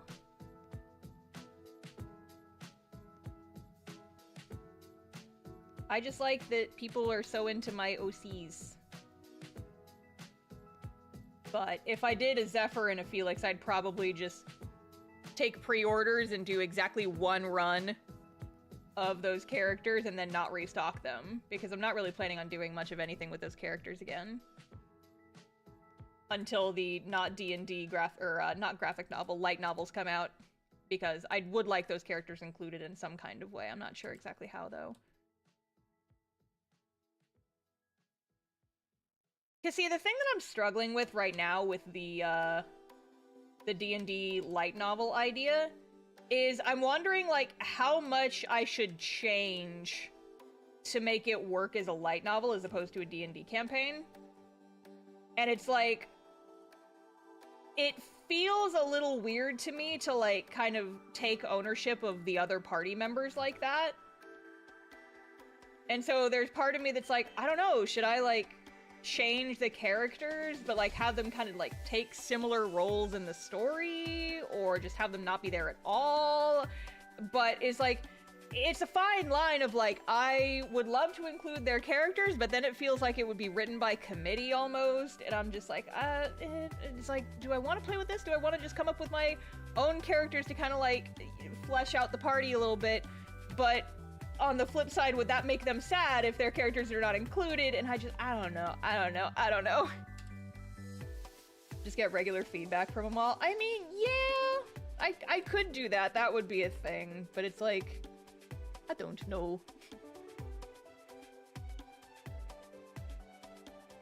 It's something I'm still waffling about. And it's gonna be something that I continue to waffle about until this actually becomes a thing and I figure out what exact shape I want it to take.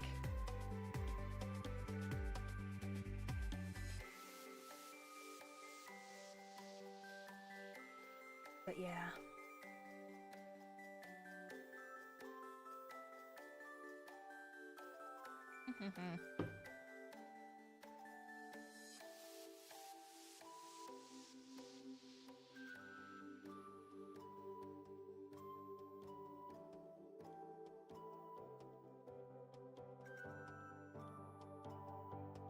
I don't know. It's something I'm thinking about.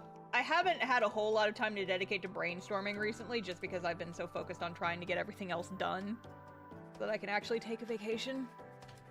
For once in my damn life. But at some point I would like to, like, Varity is my highest priority when it would come to, like, making a light novel thing. Because, like, she's my baby. That's my daughter. That is my baby girl right there. That right there is my baby girl. And so it's like, you know, call me self-centered or whatever, but, like, that's my character, and that's my precious. And so, like, I want her to be the main character if I make it into, like, a novel or something.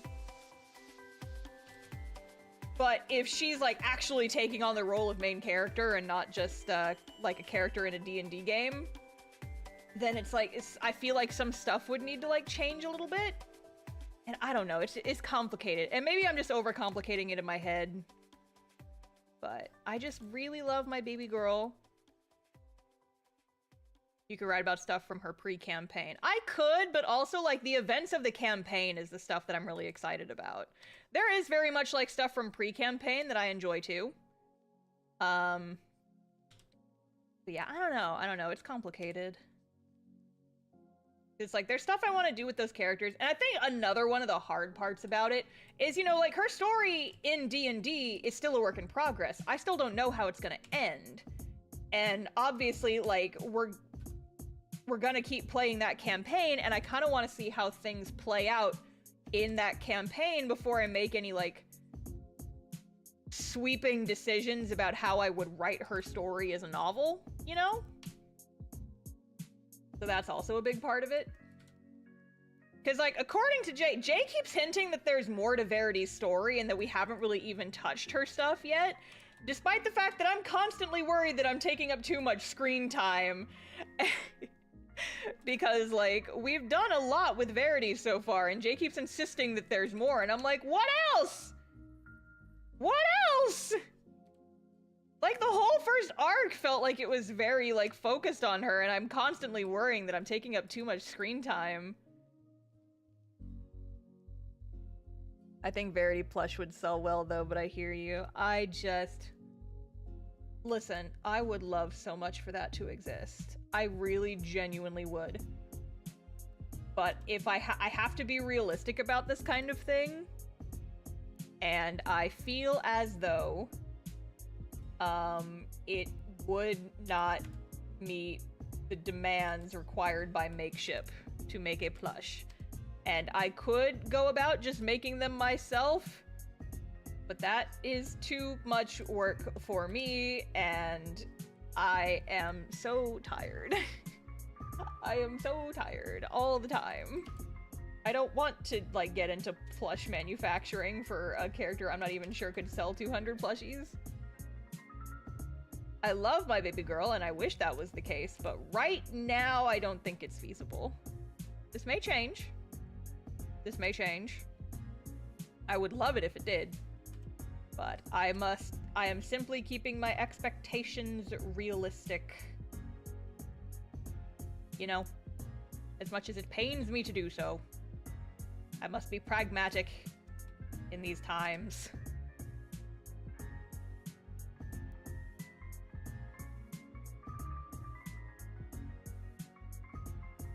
One must be sensible and reasonable with what their time is worth. And all that shit.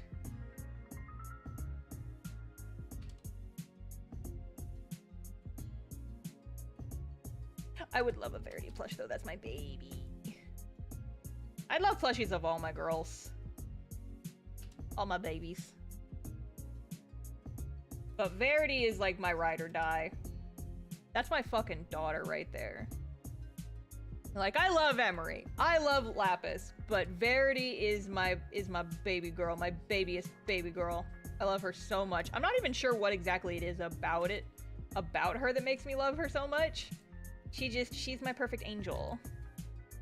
I think, I mean, a not insignificant part of it is just, like, I really love her story. I think it's really fun and interesting to play around in. I love her design. She's very cute. I love the crystal horns. They're very fun to draw. And also, I just, like, I love a girl who loves her friend so fucking much, you know? You know?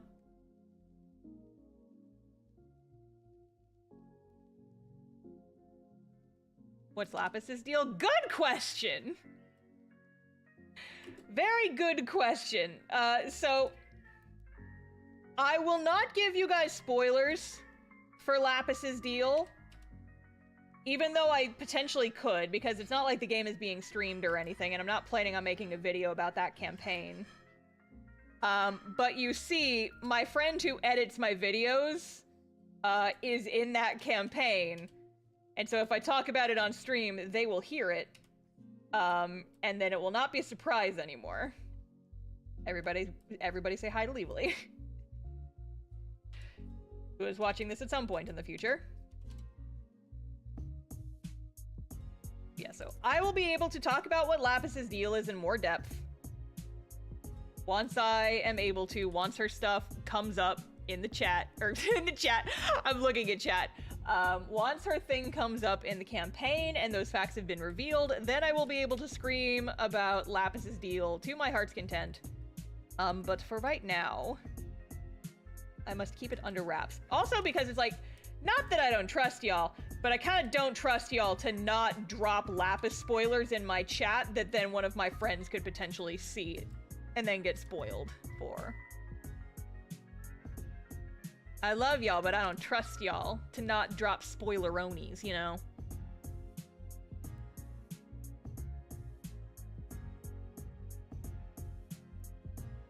That makes sense.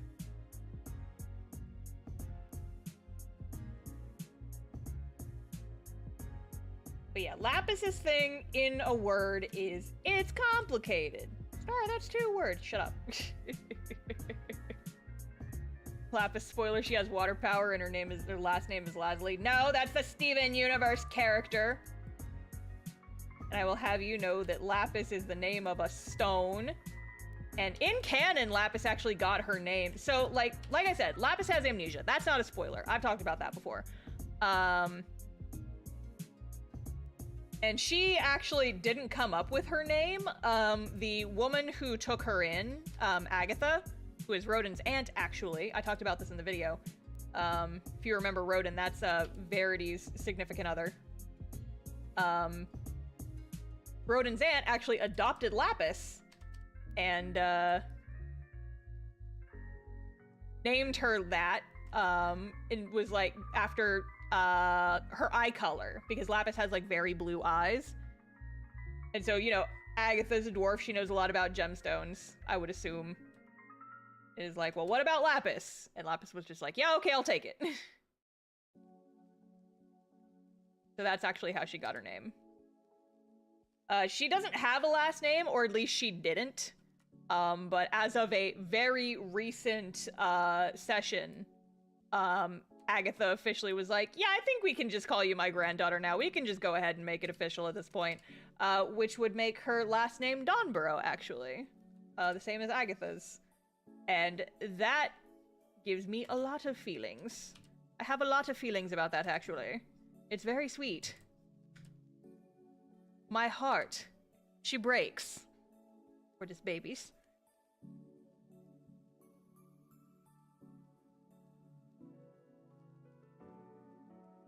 Not Dogborough, Dawnborough.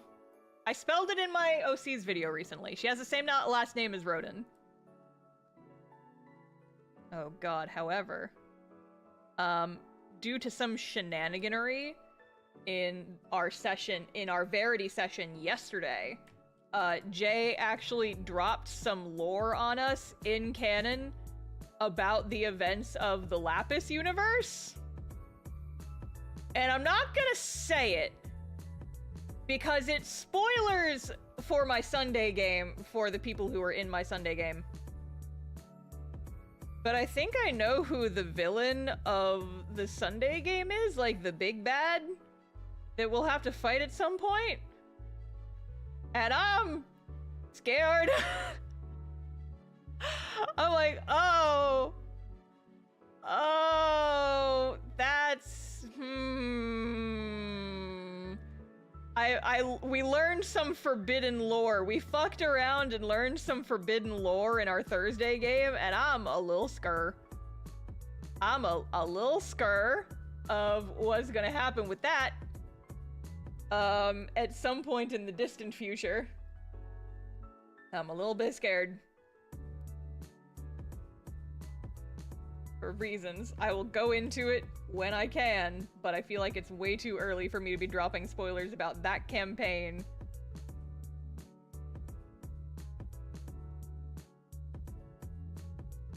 But like, oh my good golly goodness. There is some shit going on. So the Lapis game and the Varity game, okay, so What's Left of Us, our streamed game, takes place in the same universe and at the same time as Verity's game. So Emery and Verity's storylines are happening simultaneously. Lapis's game takes place not only in a parallel universe, but it is also 100 years in the future, in the past. And so technically the universes are connected, but they haven't like really had much of an effect on each other. But they might have more to do with each other than previously thought.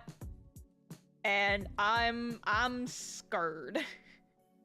I'm a wee bit scared because like Jay keeps dropping hints about what what Lapis's universe's Rodin is up to. And we found out in the like lore drop session we had in Verity's game yesterday. And I'm not gonna say much more than that, except that I am afeared. I am scared. I am nervous. I am, oh no, scary, scary. Scary, scary, scary things happen, scary. I'm very good at, you know, I am a wordsmith by trade. I weave words of wonder into being. Spooky, scary, skeleton, spoopy month, basically. Varity and Lapis meeting would be interesting. I wonder who's more nervous and anxious. See, the two of them have, like, their similarities in personality. They're both, like, kind of these nervous, gentle personalities, but their stories are extremely different. I would argue that, like, Lapis is a lot more driven. Because she's just got a lot of stuff going on. She's desperate to figure out, like, why she has amnesia. She wants to know who she was. She's trying to figure that out. Come to grips with her situation, all that jazz. But, you know, they're both, like, very, like, kind, empathetic characters. And they're both, like, very sweet. But is Lapis Universe Rodent evil? He's something. Something. Alright. That's all I'm going to say. He's doing something. What I will say, because this has been revealed in the Lapis game, is that Rodent is apparently, like, building up an army for some reason, and he's been, like, gathering towns and, like, gathering an army and, like, making forces, and it's like, what's he doing that for? I don't know. So that's a thing that he's up to. As for what end, we don't really know yet. But I'm sure it's nothing. I'm sure it's nothing bad. I'm sure he just is up to some stuff. I'm sure it's fine. It's fine. Fine. Just have to keep telling myself that it'll be fine, and maybe it'll actually be true.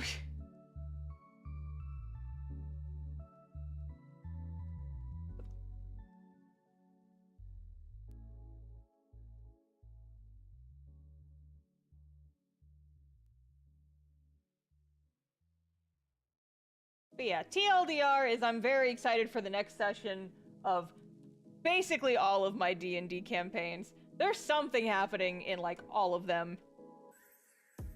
Oh, no, not whatever that was.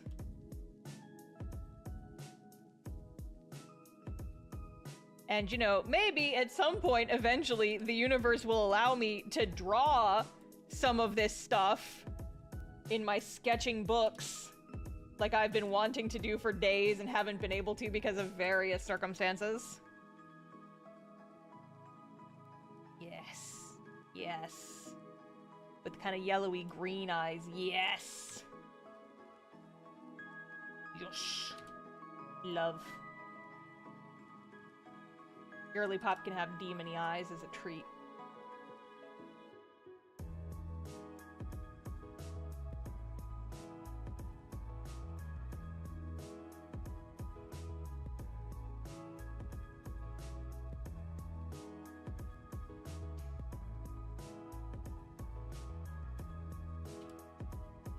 Spooky, scary demon eyes looking at you now.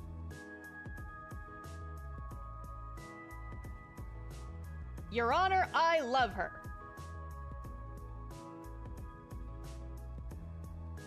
Actually, another thing I was going to do was I was going to give her, just to make her look a little bit more unnatural, a little bit more fayish, I was thinking about giving her some, like, kind of faded green on her ears, just like a little bit, just like a touch. Like she's photosynthesizing just a little bit, maybe. Maybe just like a little bit? I think that's too bright of a green, though.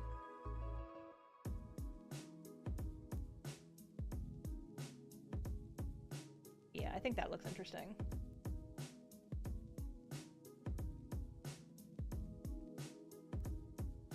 Just to give her a little bit of that extra mystique, you know?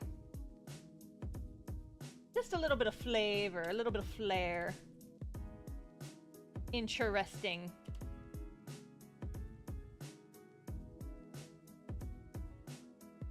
Oh, I need to change that sword color too.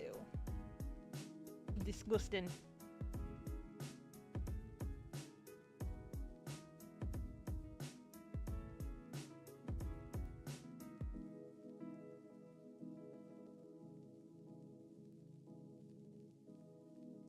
Yeah, that's fine.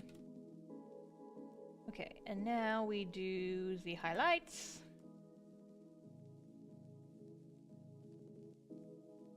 On the various jewels and such. the actual correct brush I need in here. Thank you.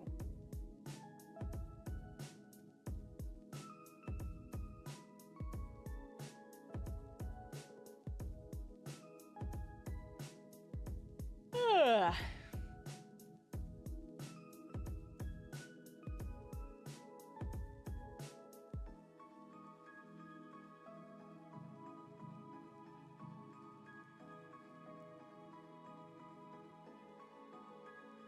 Oh, I need to set it to overlay. There we go.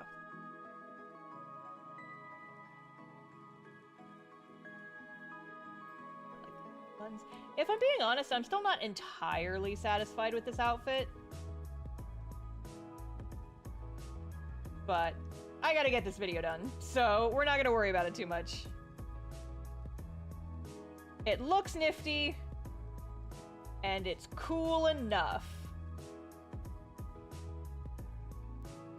Doesn't have to be perfect. It's not like this is for a professional level, like, character design for an actual show or something. This is me just being silly, goofy, and having fun. Yeah, it's very iterative. And I've already spent enough time waffling back and forth on this character's design. I do not wish to waffle anymore. I wish to thrive in the sunlight and get this video done.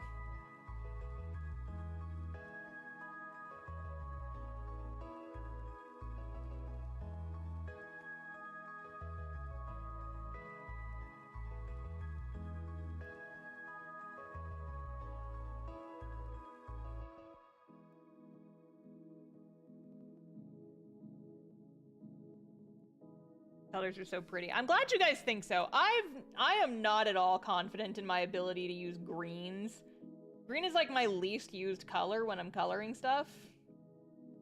And so I am very not confident in my ability to use greens. Like warm colors, yes. Purples, got it. Greens and yellows, I'm just like,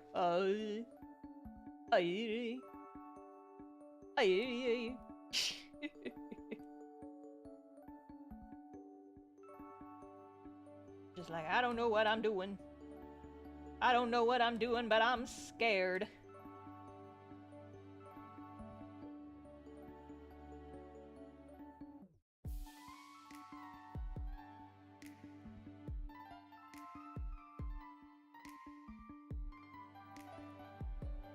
I think like some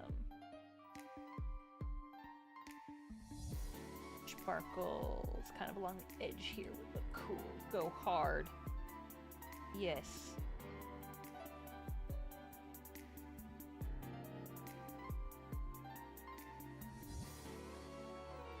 Okay, and then I think I want to give her some blushies.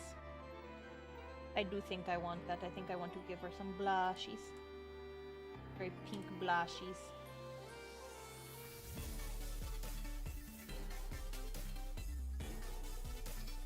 Just to make her look like she has blood and skin.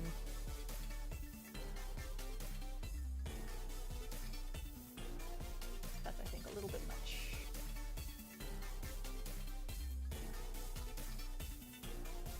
Like on the knees. And such. Maybe that's a little bit too pink. Bring it back towards, like, red. Yeah. Alright. Cool. She can have a mix of chlorophyll and blood as a treat. Exactly. She doesn't actually photosynthesize, but she wants people to think she does. Because that would be neat.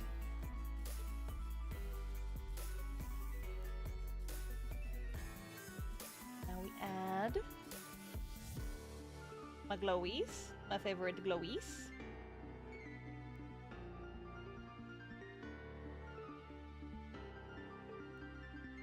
What's the light source for this image? What's a light source? We're just vibing.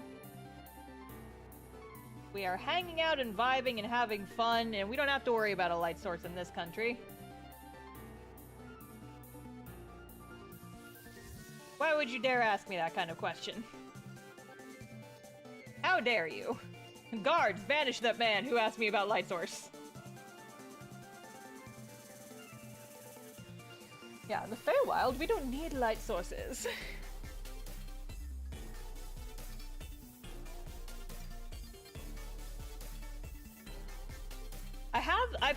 phrase, thanks for vibing and keeping it tight, stuck in my head for like 3 days, and I'm trying to remember where it came from. I think it's a my brother and me bit, but I honest to God cannot remember. It sounds like it would be a my brother and me bit, though.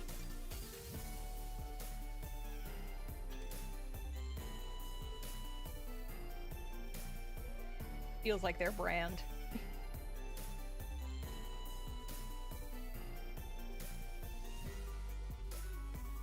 Yeah, so I think I am going to finish this character a little early, and so what I think I'm going to do is after we finish this character, I'm going to scoot back over to our pirate girl, and I'm going to do the last little bits on her.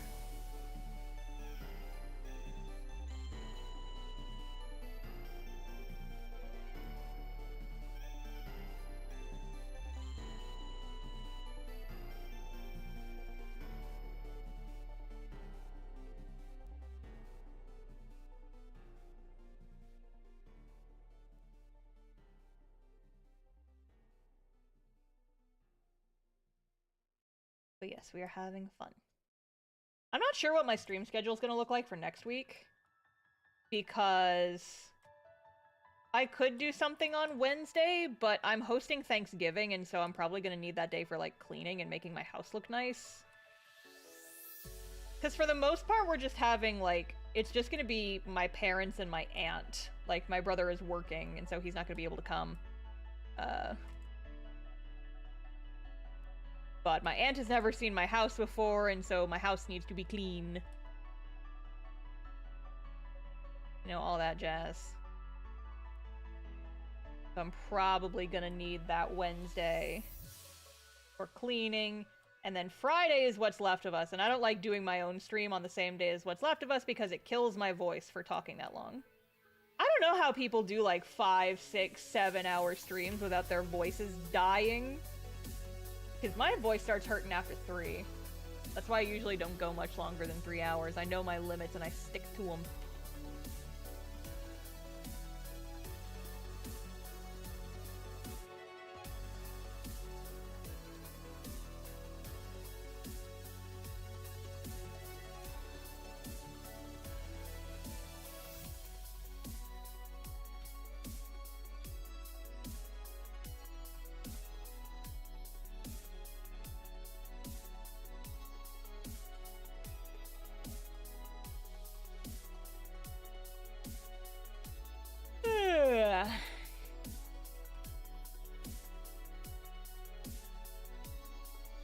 Alrighty, we're getting close to done here, I believe. I do want to see what it would look like if I did my usual little, like, outlines.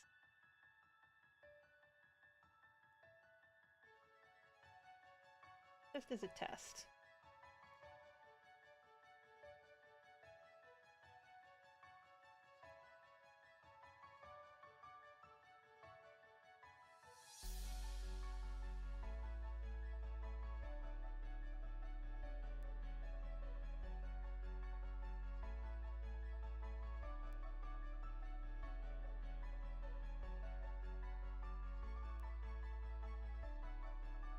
Just gonna see how this looks, and if I hate it, I will throw it away.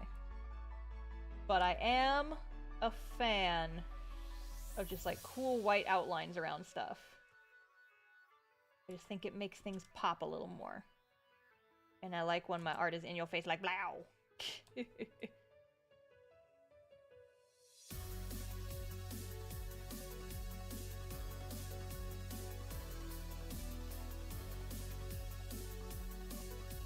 Kind of make her pop out from this cape a little bit more.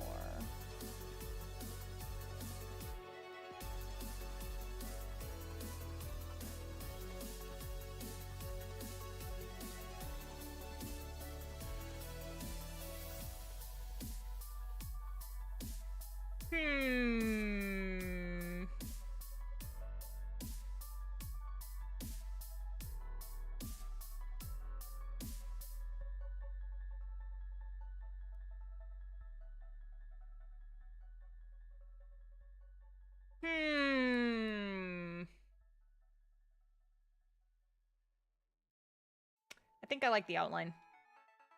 I think I like it. Do I want one here too?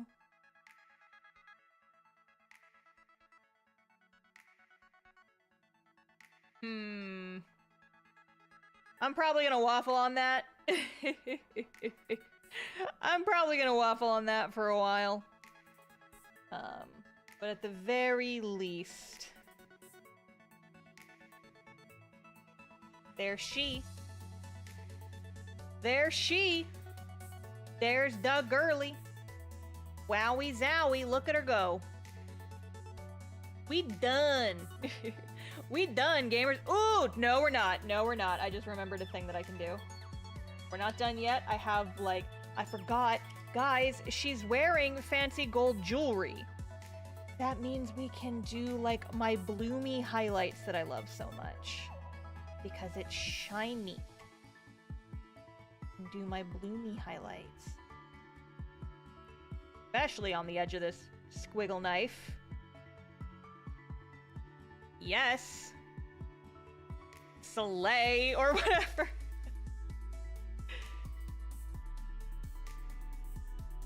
My bloom highlights that make the line art color change just enough to make it look like it's super reflective, shiny, shiny.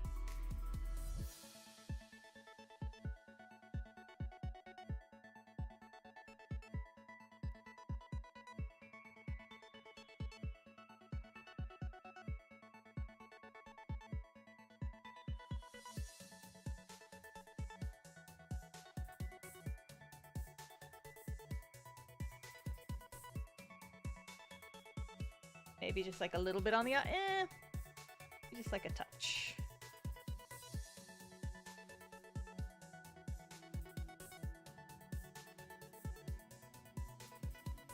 I love glowy, glowy, shiny shinies. See, before, after. Before, after. I am a sucker for shinies. Shiny shinies. Excellent. Excellent. I believe that means we're done then. We're done with this girly, so I'm gonna pop open my pirate girly and I will finish out the last few bits of her that I needed to do.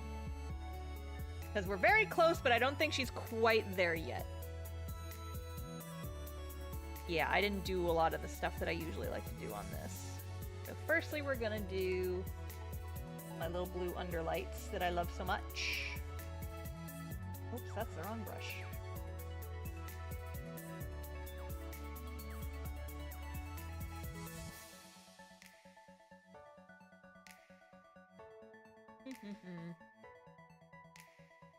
I haven't seen this cutie. Yeah, this is the character I drew on Wednesday's stream. That's where she came from.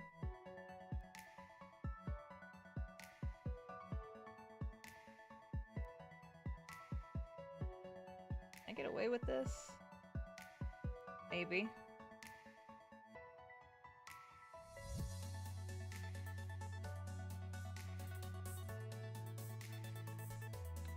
Oh, yeah, so here's a topic of conversation that I don't think I brought up yet. I don't think this has come up on stream yet. So y'all know that I was a guest at MomoCon last year. Well, unfortunately, I applied to be a guest again this year and they did turn me down. So I will not be guesting at MomoCon this coming year, unfortunately. But I am still applying for the, what is it? I'm still applying for the Artist Alley. And even if I don't get into Artist Alley, I still want to go because that's like one of my favorite cons. But yeah, so if folks were gonna buy tickets for MomoCon just for me, don't, because they said no. I don't know if it's because they don't do the same guest 2 years in a row. A friend of mine told me that, but then again, they do have some of the same cosplay guests as last year. But I think some of those cosplay guests might be local, and so maybe it's just, maybe they don't do out-of-town guests for 2 years in a row. I'm not sure exactly what their policy is. Maybe I literally just didn't apply early enough. I don't know. I'm not, like, upset about it or anything. It's a bummer, but, you know, I'm not gonna be like, fucking MomoCon doesn't want me back. No, nothing like that. It's just like, you know, it's disappointing, but we live and we move on, and we'll try again next year. So. Oh, what happened there? I think her little pendant got lost in the void. Oh no, the ink layer filled that in. That's an oops-a-doodle right there.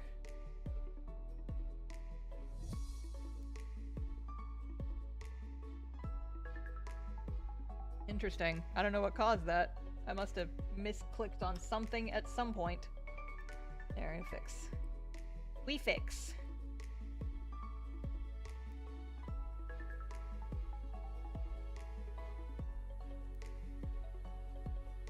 But yeah, now that the Volume 1 Kickstarter is done, I'm going to start applying for more conventions for next year. I'm not planning on doing as many as I've done in previous years, but, you know, local stuff is fair game, and then I'll also be applying for some out-of-town stuff if it suits my tastes and my audiences and stuff. I'd like to apply to Rose City Comic Con again. We'll see if I can get into that one. Because I did do well at that show last time, but I think that was largely because they had the Critical Role cast there, so I'm not sure how I would do if I went again. But there were a lot of Cast-Off fans at that show. I was really surprised, so I'd like to do that one again just to, like, see people. That would be kind of cool. I might apply as a guest for Rose City. I don't know if they'd take me, but... Any cons in or near Wisconsin on the docket? I don't think so. But I would like to branch out now that, because by the time I start doing conventions again, I'll have my books. Those should be here by the end of the month. Still haven't got my tracking number yet, which means they're still on a boat somewhere, but you know, eventually my books will get to me. And then I will have them for future conventions. I do want to start branching out and go into more places now that I will have my Volume 1 books. What was that Orlando one you did once? That was Holiday Matsuri, and I haven't done Holiday Matsuri for the past couple of years because it's always... They put it on, like, the day before Christmas. And that con is not good enough to justify Orlando flights the day before Christmas. Also, I want to spend Christmas with my family, and I don't want to be doing conventions on, like, Christmas Eve.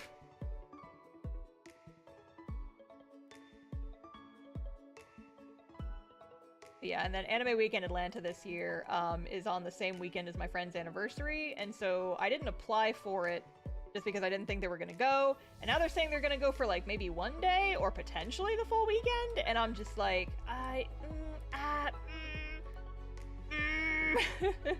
maybe, but I wouldn't have a booth or anything. I would just go to go and see them and hang out, but I might just wait for MomoCon.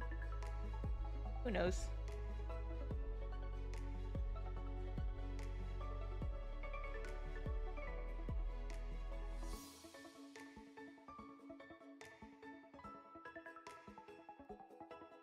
I still gotta work on the cast-off art book. I would still like that to be a thing. I still want that to be a thing, but that's gonna take a lot of work just sitting down and formatting the whole damn thing. I would like to get the Kickstarter for that going by spring. But I have to actually sit down and get it all sorted. And that's going to be one of those things where it gets one printing and then it's retired. So keep your eyes open for that if that is something you would be interested in.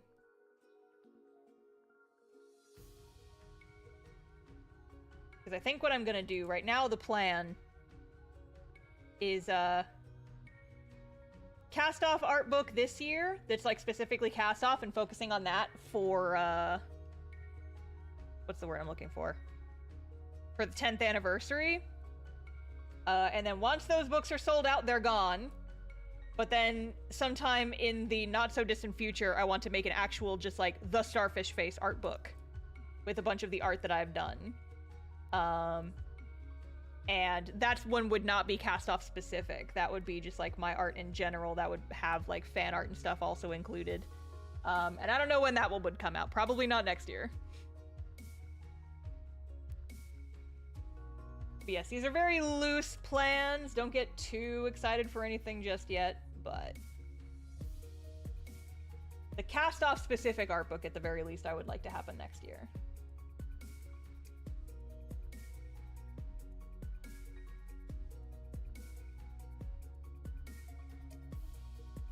Spooky magic. Spooky, spooky spells. Corrupted warlock magic. Ooh.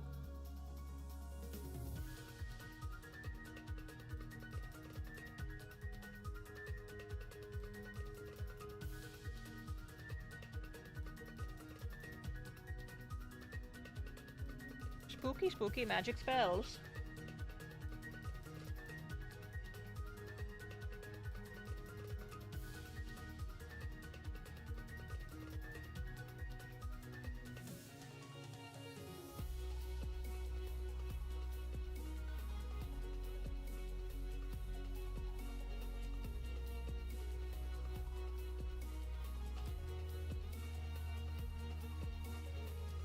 Spooky, spooky magic spells. Looking pretty spooky. Spooky, spooky, spooky doos. Spooky, spooky spooks. I am a professional artist and lyricist, if you didn't know. I come up with all kinds of the spookies. Maybe. Do I give you a spooky eye trail, or do I risk people calling you Sans Undertale? I don't know. I don't think half the words of a song can be the same word. Clearly you have never heard Harder, Better, Faster, Stronger by Daft Punk. That's just the same series of words over and over again. Okay, but like, the light trailed from the eyes does look cool though, is the thing. Don't be a hater. Listen! People joke. Here's the thing. The Sans Undertale comments, would they be annoying? Yes. Would they get more people to leave comments who maybe normally wouldn't? And then drive that engagement? Yes. Yes, it would. I'm keeping it. It's my channel and I'm keeping it.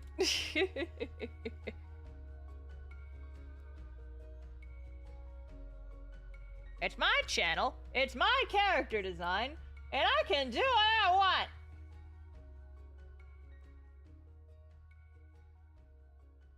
Ooh. Oh, that's not what I meant to do. I meant to group all these. I said I meant to group all these. There. And then add a stroke around the group. There we go. And I'm gonna make the background color a little lighter. Boom jams! Pirate the girly. Pirate girly. Love she. Love to she. Much love to she. Mwah. Chef's kiss. I love she. Debating. I want to do just like a little bit of like a level correction here. Tone curve. To bring up those shadows just a touch. That's too much. Because like my thing right now is like her hair is very dark and I'm worried that like the hair is kind of blending into the ears a little bit. What I can do is I can erase the shading around that area. I think that should take care of it.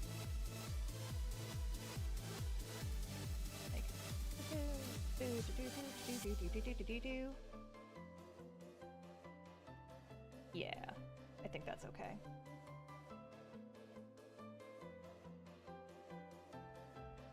Yes. Yes. All right, gamers. I think that is good for today. So, we are gonna go ahead and call it. Here, you know what, just for fun. I will put them all next to each other. Oh! Jump scare! And then where's Amalia? Here she is. Baby dear girl. So here they are! Here's the girlies! Here's day 3. Yippee! So these 3 will be the stars of my December video, where I will talk about them, and we shall have some fun going into their stories and all their stuff. But yeah, so that will be my December video that will come out around the midpoint of the month. But yes, we're going to go ahead and call it here. Thank you guys for joining me. I don't know when my next art stream will be because I'm probably going to be too busy next week, but I will keep you guys posted. We will be having a Silent Hill stream on Monday though, because I gotta get through that prison level apparently, so that'll be fun. But yes, thank you guys for joining me. I will see you guys next time. Fare thee well, friends. Goodbye.